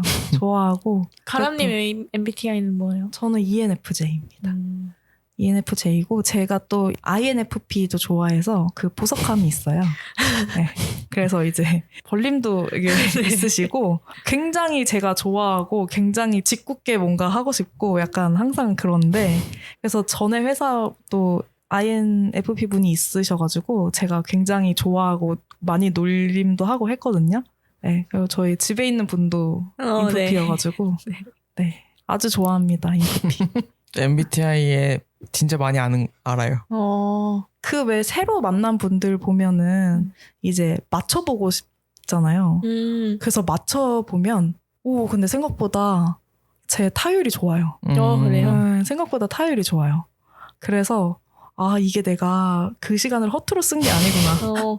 근데 그런 판단을 하려면 일단 대화는 해봐야 되는 거죠? 얼마나 걸려요? 그 판단하는데? 근데 판단은 사실은 뭔가 인지 아이인지 알아보는 거는 그렇게 쉽지 않은 것 같고요. E나 I는 꼭 물어봐야 돼요. 뭔가 이런 것들. 너는 에너지를 외부 활동을 얻니? 아니면은 뭐 이렇게 그 혼자 이렇게 쉬는 시간에 약간 에너지를 얻는지. 왜냐하면 I나 E나 이런 게 뭐 내성적이고 이런 외향적이고 이런 게 아니잖아요.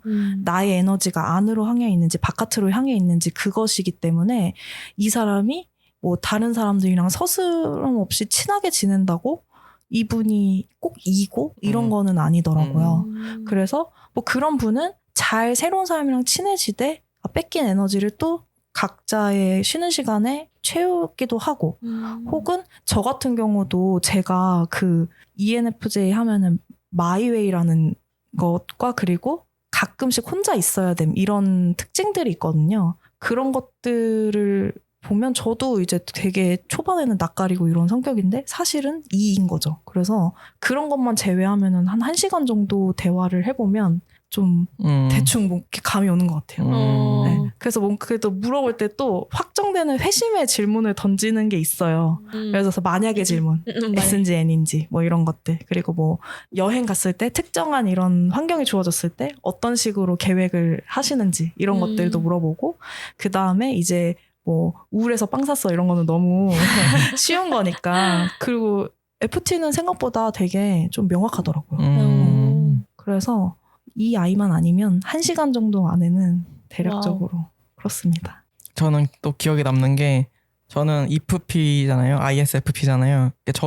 저는 그 MBTI라는 게 100%, 90% I다 이런 거가 아닌 이상 대부분 섞여 있는 게 있으니까 뭐 저는 S지만 벌림이랑 얘기할 때 꽤 상상하면서 얘기하는 게 꽤 많거든요. 네. 그래서 벌림이 저한테 언니는 완전 S는 아닌 것 같아요. 막 이런 얘기도 하고 저도 그런 거는 할 수 있어요. 근데 저는 이런 거는 못하는 건가 예시로 만약에 내가 다음날 일어났는데 바퀴벌레가 되었으면 어떻게 할 거야? 이런 질문들 혹은 둘 중에 하나 골라 트월킹 하면서 산 올라가기 마대자루 타고 내려오기인가? 그거가 있어요. 그 질문들은 좀 답하기가 힘들어요. 왜냐면 일어난 일도 아닌데 왜 이런 생각이 좀 들어서 근데 제가 그 트월킹 하면서 올라가기 마대자루 타면서 내려오기 그 질문 어디선가 듣고 한라산 그 친구들한테 물어봤어요. 근데 그 둘이 가람이랑 모질이라는 친구랑 엄청 고민을 하면서 진짜 진지하게 답변을 하는 거예요. 그래서 이게 무슨 일이라 이거를 왜 이렇게 진지하게 생각하지 싶었고 또 그 바퀴벌레에 관련돼서도 이제 가람이랑 짝꿍이신 분이랑 같이 밥을 먹으면서 그 질문이 생각나서 물어봤어요. 그땐 또 이제 짝꿍 원 선생님을 만난 지 얼마 안 됐을 텐데 제가 이런 질문이 요즘 유행한데 한번 답변해보삼 하고서 물어봤더니 엄청 갑자기 진지하게 막 생각을 하더니 같은 사이즈로 나오는 거예요. 아, 그때 저도 같이 있었던 것 같아요. 아, 그걸 한번 저희끼리 얘기하고 또 그 다음에 이제 벌림이랑 같이 또 얘기 나왔는데 그래서 저는 그것도 좀 놀랐거든요.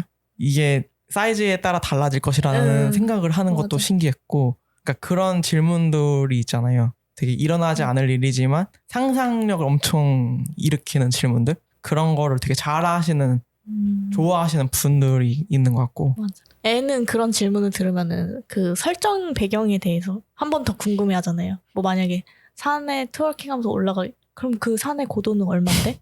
그쵸, 얼마나 그래서 걸리는데? 한라산이라고 얘기를 해서 한라산? 이렇게 되는 거죠.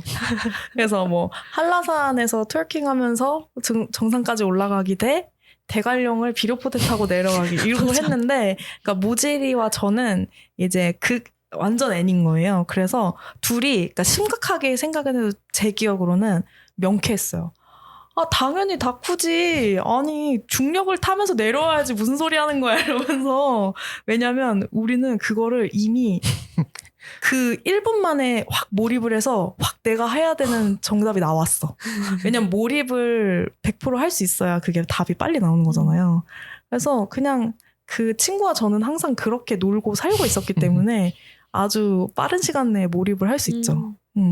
근데 이제 보통 반대로 이제 그런 거를 생각을 별로 안 해본 사람은 몰입을 하기 위해서 계속 그 상황을 이제 되뇌이다가 모르겠는데? 약간 이렇게 하는 분들이 되게 많더라고요. 그것도 신기했어요. 그쵸. 그래서 그 S랑 N은 사실 제가 대화했을 때 살짝 내 대화에 핀트가 잘 맞지 않네라고 했을 때 보통은 S, N인 분들이 많거든요. 근데 S 분들이 같이 업무나 이런 거를 할 때는 밸런스를 잡아주셔서 좋은 것 같아요. 제 전에 회사에서 어떤 파트에 한 분이 N이었고 나머지 두 분이 S인 거예요. 그러면 그 N분이 약간 이제 아이디어 뱅크이기도 해요. 그러니까 경험도 좀 있으시고 그 다음에 새로운 것도 좋아하시고 근데 S인 분 한 분이 이제 본인 파트의 어떤 그런 아이디에이션 회의에 대한 내용을 한 거예요. 그 N인 분이 막 아이디어를 막 미친 듯이 막 내면서 저기 천장까지 가 있어 막. 이런 것도 해보면 좋겠네요. 이런 거는요. 이런 것도 본 적 있는데 라고 하면 그 나머지 S인 두 분이 이걸 잘 이렇게 해가지고 현실적으로는 이런 걸 할 수 있겠네요. 라는 식으로 이렇게 협업이 된다는 내용이었어요. 그런 게 되게 업무적으로는 이렇게 파트 밸런스를 맞출 수 있겠구나라는 것도 생각이 들어서 되게 신기했어요. 그래서 제가 이 얘기를 듣고 이제 가람님이 그러면 너 벌이한테 잘 맞겠다. 왜냐면 벌은 N이니까. 제가 이 얘기를 벌한테 전했더니 벌님이 근데 언니도 그거를 뭔가 딱 정해주지 않을 때가 많다. 같이 흘러간다. 맞아. 약간 S가 S 반 N 반인 것 같아가지고 같이 가요. 맞아. 저희는 하늘로. 그런 것도 있죠. 하늘 끝까지. 하늘 끝까지. 뭐 딱 반반은 아니긴 한데 그래도 뭐 60대 40인가 뭐 그런 식이긴 해가지고. 네. 그리고 좀 그런 건 있어요. 저랑 벌님이랑 얘기를 할 때 저희는 창작하는 거에 관련된 얘기를 하니까 좀 더 벌님이 주는 아이디어를 좀 더 생각을 하려고 해요. 그러니까 그냥 만약에 그냥 별일 아닌 얘기였으면 글쿤하고 말았거나 이로 말았을 텐데 뭐 뭘 만든다고 생각을 하게 되니까 그럼 이 아이디어가 꽤 좋은 것 같으니까 더 얘기를 하고 싶다고 생각하면서 제가 더 던지고 그럼 또 이제 폭발해서 던지고 그렇게 하다 이제 흘러서 그까지 갈 때가 있긴 한 거죠. 근데 가끔 이제 그 성님이 던져요. 뭔가를 이렇게 나오길 바라면서 기대하는 눈빛으로 야 이런 게 있었어. 근데 맞아. 제가 가끔 그게 생각이 잘 안 나거든요. 그래서 그래요? 그렇군. 이러면 언니가 되게 약간 내심 아쉬운 느낌이 조금 들었어요. 그럴 때도 있겠죠. 있었을 거고요. 왜냐면 저는 되게 많은 걸 벌님한테 얘기를 하거든요. 뭐 본 것들, 들은 것들, 생각난 것들. 그럼 이제 그걸로 잘 디벨롭을 많이 하는 편인데 제가 되게 좋은 느낌이 들어서 그걸 던졌을 때 반응이 만약에 뭐 이런 식이면 이럴 때가 있긴 하죠. 네. 그렇죠. 티키타카나 뭔가 이런 게 될 걸 예상을 하고 던졌는데 그런 게 안 된 날도 있으니까. 그렇죠. 그거는 이런 일이 그러니까 뭐 아이디어에 대한 거가 아니더라도 그냥 친구들이랑 얘기할 때도 그럴 때 있잖아요. 제가 느꼈을 때 아씨 나 이거 진짜 개재밌다. 친구한테 말하면 이런 반응이겠지 하고서 말했는데 계속 안 맞아. 손이 악수가 안 돼. 이럴 때가 있으니까 그럼 그런 날도 있고 좋은 날도 있고 맞아요. 근데 보통 한라산은 본인들이 얘기를 막 다들 던지기만 하고 그 얘기를 잡아주는 상황이 없어가지고 뭐 보통은 괜찮기는 한데 네, 그런 상황이 아니면은 많이 아쉽긴 하죠. 그렇죠. 한라산 모임은 제가 느끼는 한라산 모임은 진짜 생각 없이 아무거나 말하는 곳이라 생각해요. 그리고 뭐 하나에 꽂히는 게 강해요. 이 둘이. 그래서 그것만 써요. 드립이나 그 당시 트렌드 그런. 엄청 뇌 빼고 만나기 좋은 편한 모임이에요. 가람님 말고 모질이도 트렌드를 엄청 잘 알아요. 둘이 옛날에 그 산악회에 엄청 빠져 있었어요. 그래서 모든 대화랑 만났을 때 하는 얘기가 닭백숙 얘기밖에 없었거든요. 백숙 먹자 했잖아. 그것만 주구장창하다가 헤어졌고 또 한 번은 저희가 오둥이 임티를 엄청 좋아해가지고 오둥이 임티에 뭐 충격, 할 말 이름 이런 게 많아요. 그러면 만나서 셋이서 아무 대화 없이 충격, 할 말 이름, 뭐 훌쩍 그 인티만 따라하다가 헤어진 적도 있거든요. 이모티콘으로만 이제 대화를 그쵸. 하는 거죠.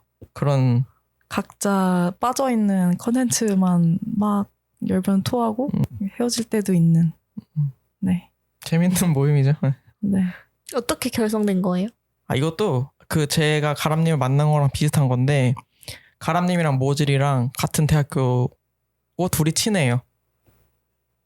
근데 아마 그런 계기인 것 같아요. 제가 대학원을 가게 됐고 그 전에 모질이가 대학원을 다니고 있었어요. 그래서 대학원이라는 좀 교집합이 생겼고 그래서 가람님이 같이 만날래? 해가지고 셋이 다 만났어요. 근데 셋이서 처음 만났는데도 엄청 편했고 그때가 닭 한 마리 먹었을 날인가? 동대문 닭 한 마리 집에서. 저희 이제 한라산 전통이 된 거였는데 닭 한 마리를 먹으면서 술을 아주 뽀겠고 그리고 먹고 아마 그때도 창신육회를 갔겠죠? 2차는 무조건 창신육회죠. 창신육회를 가서 거기에 이제 무슨 소주라고 하지? 그 깔라만시 소주를 창신육회 3호점 사장님이 깔라만시를 이제 들여오려고 테스트를 해보신 거죠. 소주를 5병씩을 먹고 그 다음날 숙취가 없다. 깔라만시를 같이 먹으면. 그래서 그거를 이제 아주 맛깔나게 잘 타주셔가지고 창신육회 3호점에서 깔라만시 소주를 무조건 먹습니다. 예, 그래서 그거를 먹을 때 아마 한라산을 먹었을 거고 그래서 한라산이 굉장히 맛있거든요. 소주 중에. 그래서 모임 이름이 한라산이 된 거였고 그러니까 제주도 한라산을 좋아해서가 아니라 소주 한라산을 좋아해서. 소주 한라산을 사랑하는 모임. 그렇죠. 그렇게 해서 결성이 된 거고 잘 맞았기 때문에 또 만나게 된 거죠. 그러니까 저는 좀 뭔가 연결돼서 만나는 사람들 꽤 많은 것 같아요. 가람님도 저희 친한 친구를 통해서 만나게 된 거고 또 모질이도 가람님을 통해서 만나게 된 거고 제가 이제 벌림의 친한 친구들과 친하게 지내고 있진 않지만 어쨌든 같이 작업을 함으로써 만나게 된 분들도 꽤 많고 또 벌림도 제 친구들을 많이 만나게 됐고 맞아요. 네, 그런 식으로 어쨌건 제 친한 친구들의 친한 친구 이런 식이니까 엄청 튀거나 안 맞는 건 없어요. 그래서 또 만나게 되면 즐겁고 재밌고 그렇죠. 또 이미 워낙 말씀을 많이 듣다 보니까 내적 친밀감이 이렇게 쌓여있는 상태여가지고 처음에 벌림 만났을 때도 뭐 되게 새롭거나 이런 거보다는 항상 뭐 이렇게 뵀던 분 약간 이런 느낌이어서 되게 편하고 좋았어요. 그래서 친구의 친구를 이렇게 소개받는 게 되게 좋은 것 같아요. 맞아요. 저도 되게 많이 이야기를 들어가지고 한라산부터 시작해가지고 많이 들었죠. 어쨌든 MBTI까지도 얘기를 하고 싶었어요. 왜냐면 맞아. MBTI 박사님이시니까.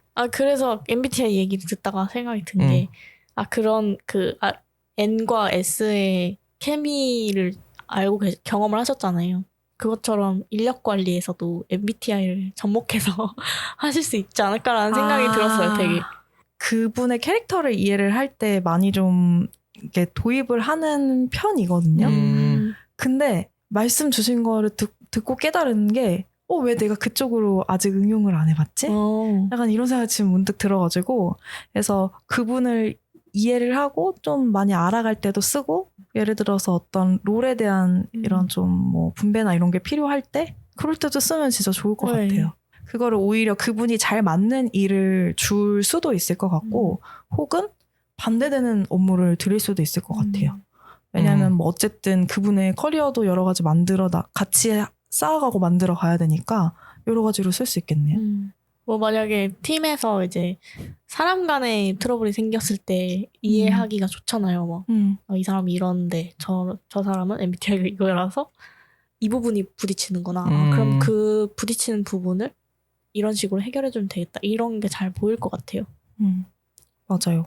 그리고 또 그런 것들도 더 많이 생각하게 된 게 뭔가를 하나를 뭐 예를 들어서 뭐 어떤 피드백이 필요하다 혹은 어떤 메시지를 전해야 된다라고 했을 때 메시지를 먼저 얘기를 해야 그분이 명확하게 이해를 하고 잘 받아들이시는 분들이 있고 메시지를 먼저 단도직입적으로 전달을 하게 되면 그 메시지를 굉장히 부정적으로 생각하시고 반대로 받아들이지 않는 분도 있고 그게 같은 내용을 얘기를 하더라도 어떤 방법으로 전달하느냐에 따라서 받아들이시는 분들이 많이 다르더라고요. 그래서 그런 것들을 생각할 때 또 많이 적용이 될 것 같아요.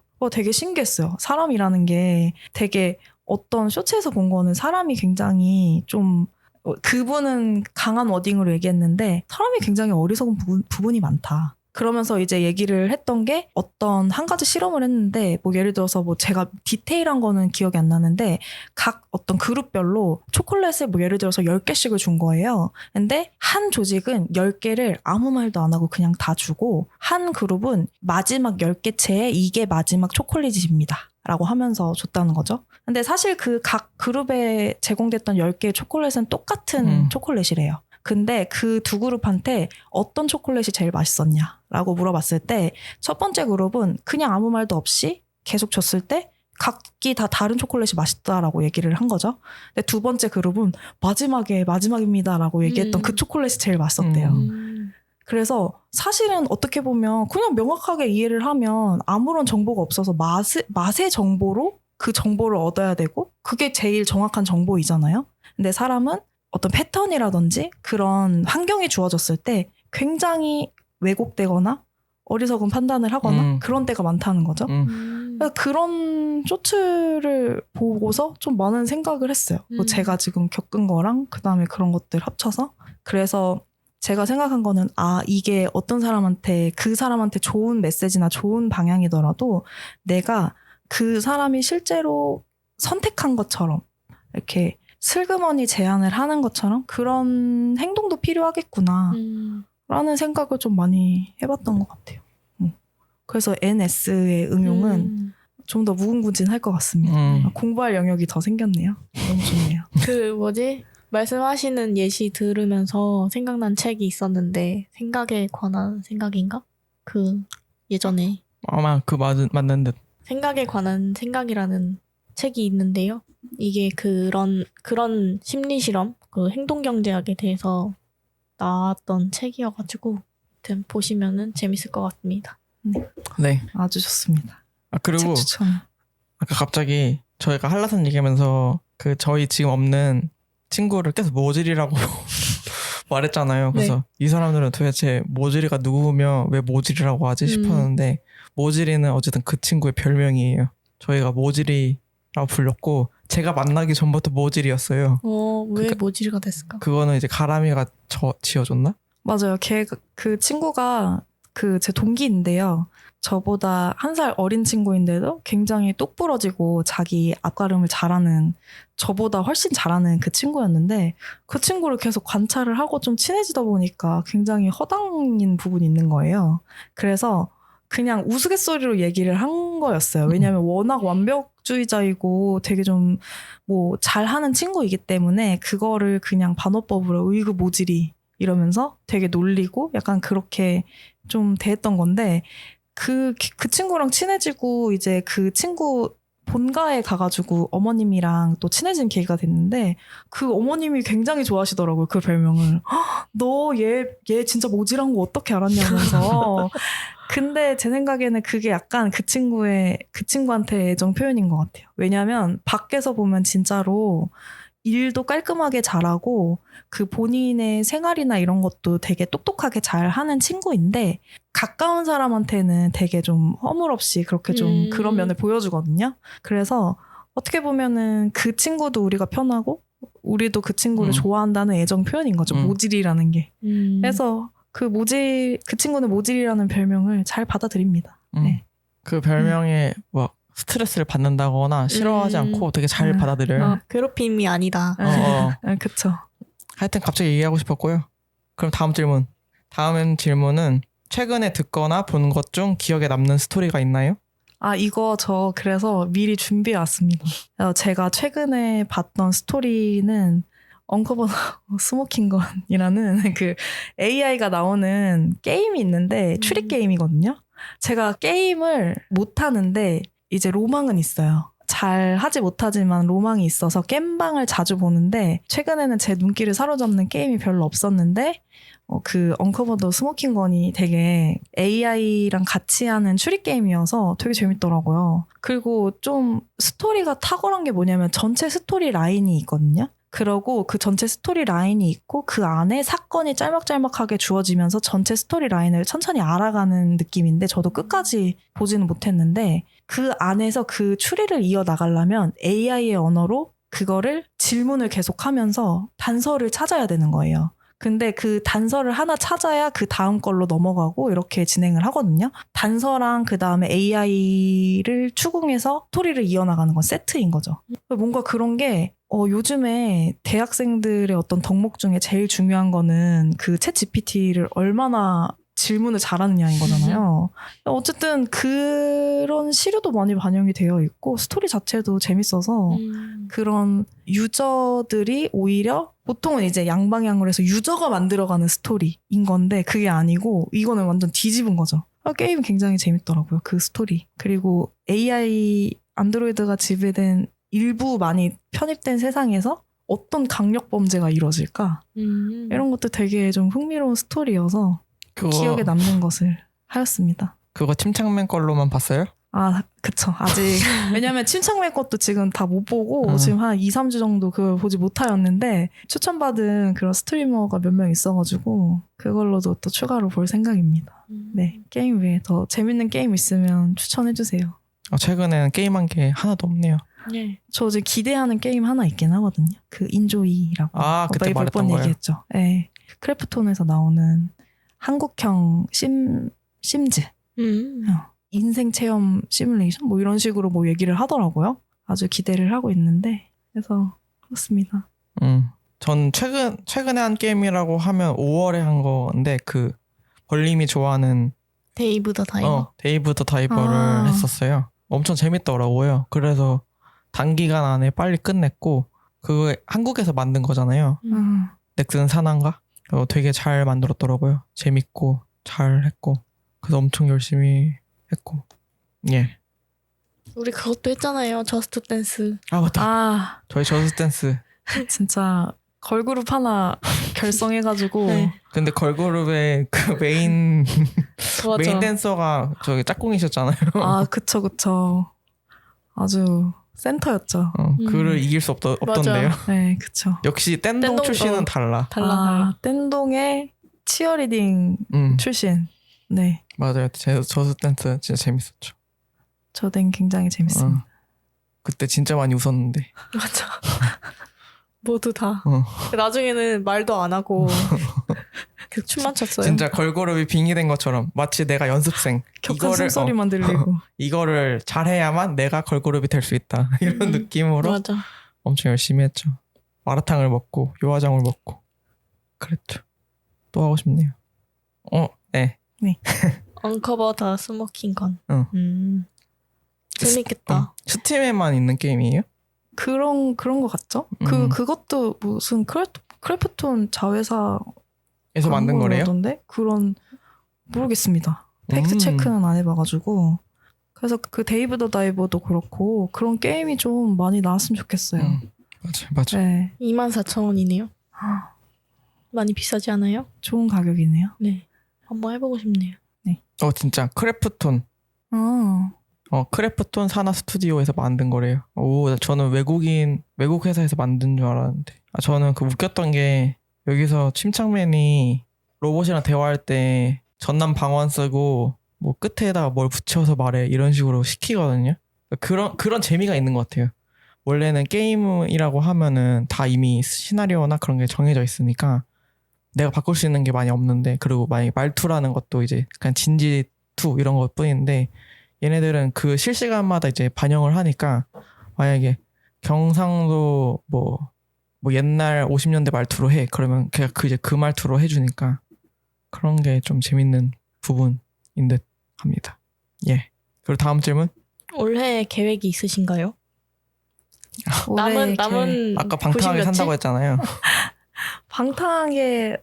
방탕하게 또 목표이기는 한데 그냥 올해 계획은 내가 이번 연도 마무리를 좀 새로운 지표로 꾸며보자. 내 성과나 이런 것들을 그런 거를 많이 좀 생각을 하고 있고 이전 회사에서 어떤 그런 커리어나 이런 것들 평가를 할 때 이미 틀에 갖춰져 있는 평가 기준이 있었고 거기서 이제 그 저의 등급이나 이런 것들이 평가가 됐다면 이번 회사 같은 경우는 굉장히 비교적 자유로운 그런 환경이기도 해서 내가 우선순위만 잘 정하면 내가 원하는 바를 좀 충실히 이번 연도는 이뤄볼 수 있겠더라고요. 그래서 남은 3개월은 뭔가 이제까지 안 해봤던 새로운 거를 좀 하면서 내 한 해를 좀 마무리했으면 좋겠다. 그리고 지금 제가 하고 있는 뭐 업무들을 좀 성공적으로 좀 온보딩 잘해서 마무리를 했으면 좋겠다. 뭐 이런 계획이 있습니다. 재미없죠? 네. 아니에요. 아니요. 전 그거 해봤으면 좋겠어요. MBTI 인력 관리. 아, 인력 관리를 이제 MBTI를 곁들인. 네, 그 약간 이런 느낌으로 해서 한번 적용해보고 제가 한 번 더 결과를 한번 말씀드릴게요. 네. 네. 기대됩니다. 네. 궁금하네요. 네. 마지막 질문입니다. 내가 되고 싶은 것.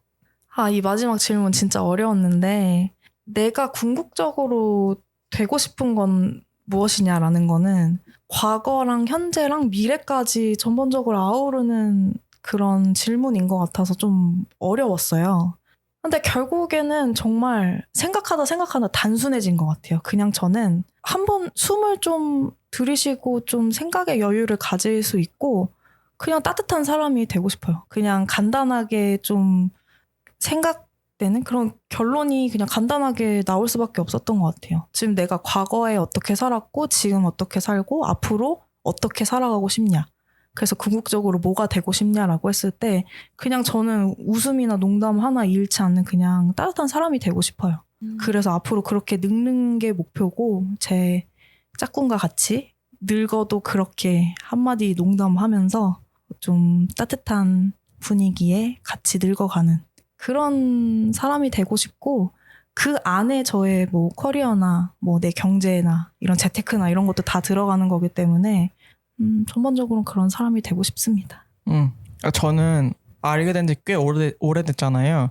가람님도 이제 저에 대한 변화나 저에 대한 그런 걸 많이 느꼈겠지만 저도 제가 느끼는 가람님도 되게 많이 그러니까 지금 만약에 밝은 사람 뭐 따뜻한 사람이 되고 싶다라는 그런 궁극적인 목표가 있을 때 그걸로 계속 다가가고 있다고 생각을 하거든요. 왜냐면 전 사실 가람님을 초반에 알았을 때는 좀 되게 예민한 사람이라고 생각했어요. 좀 예민하고 그리고 꽤나 자기의 그 뭐라고 하지? 선이 엄청 강한 사람? 맞아요. 그래가지고 친해지고 뭐 재밌고 즐거워지긴 했지만 지금 아까 뭐 한라산에서 우스갯소리로 한다는 그런 우스갯 얘기들 그런 것들도 제가 느끼기엔 가람님한테 포함되지 않았다고 생각했었거든요.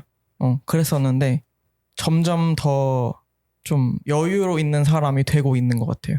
그것이 만약에 가람님이 원하는 방향이고 추구하는 방향이라고 생각한다면 좋은 쪽이라고 느껴져요. 저도 가람님을 대할 때도 제가 바뀐 걸 수도 있지만 더 편해졌거든요. 옛날에는 전 좀 그러니까 안 편하다는 건 아니지만 그런 느낌이 들었어요. 이런 것까지 얘기해도 되는 걸까? 가람이가 이런 것까지 들어줄까?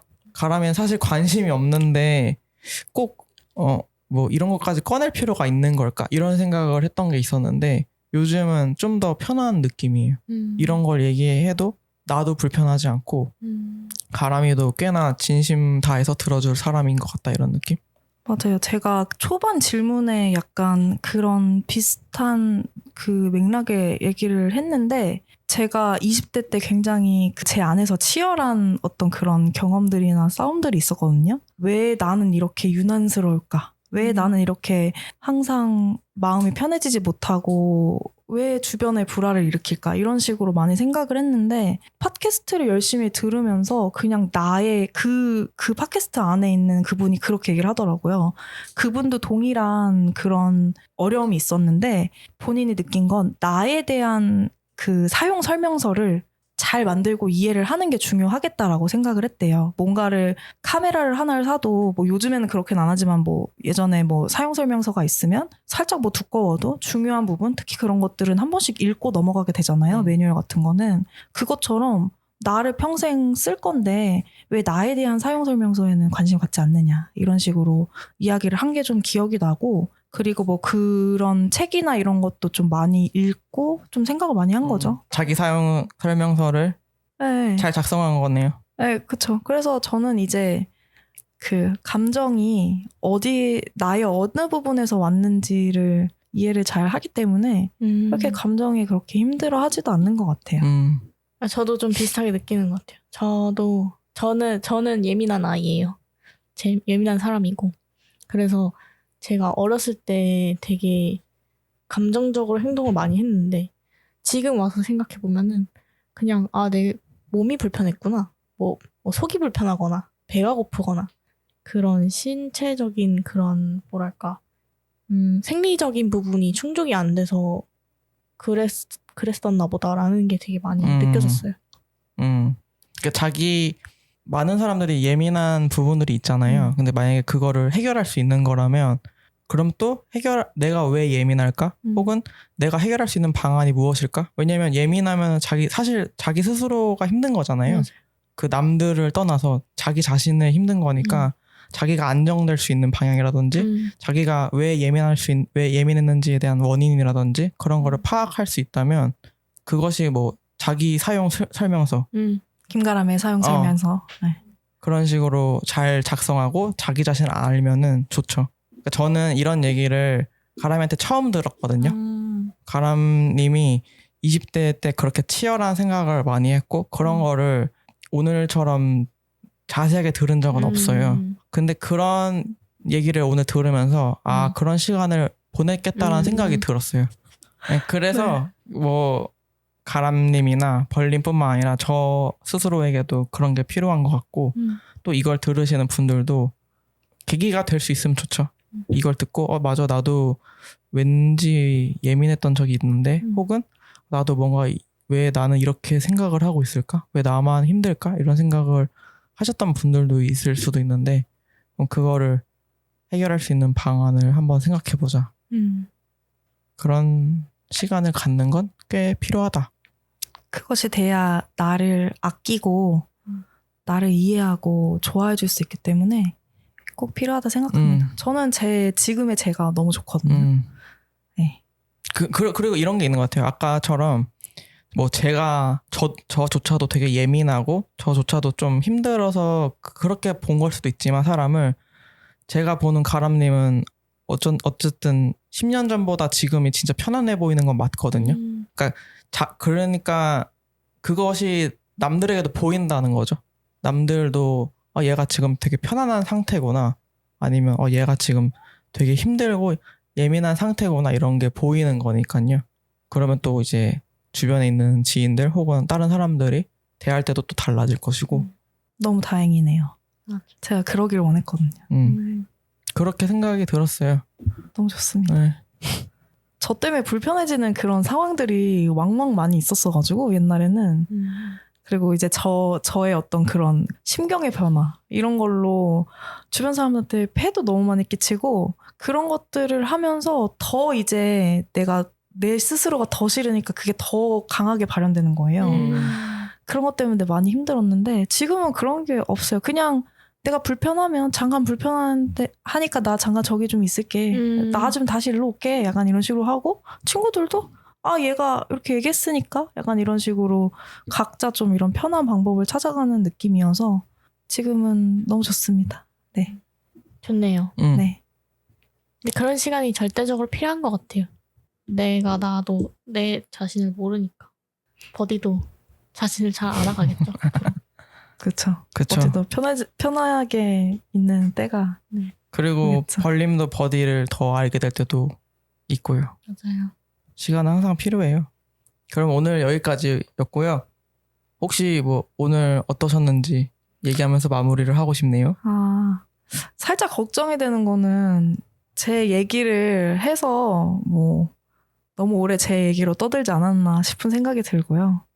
그래서 저는 뭔가 앞으로 저는 소비의 그 특기가 있기 때문에 그래서 뭐 예를 들어서 재밌는 뭐 컨텐츠나 뭐 흑백 요리사 특집이나 무슨 뭐 재밌는 책 뭐 이런 것들 특집 있으면 제가 또 제 나름대로 준비해 올 테니까 그런 것도 불러주시면 재밌을 제가 것 또 같은데. 열심히 해보겠습니다. 저는 뭐 창작하는 데는 재주가 없고요. 네, 소비하는 데 특기가 있기 때문에 네, 그런 것들 있으면 혹시 또 재밌게 얘기해 볼 수 있을 것 같습니다. 좋아요, 오늘 즐거웠습니다. 네. 와주셔서 감사합니다. 네. 감사합니다. 오늘 저도 즐거웠습니다. 10년 됐지만 오늘 또 알아가는 것들이 있는 시간이었어요. 재밌었습니다. 그러면 다음에 또 꼭 만나기를 바라며 오늘 여기까지 하겠습니다. 바이바이. 네. 바이바이. 바이바이. 다음에 또 만나요. 바이바이. 바이바이.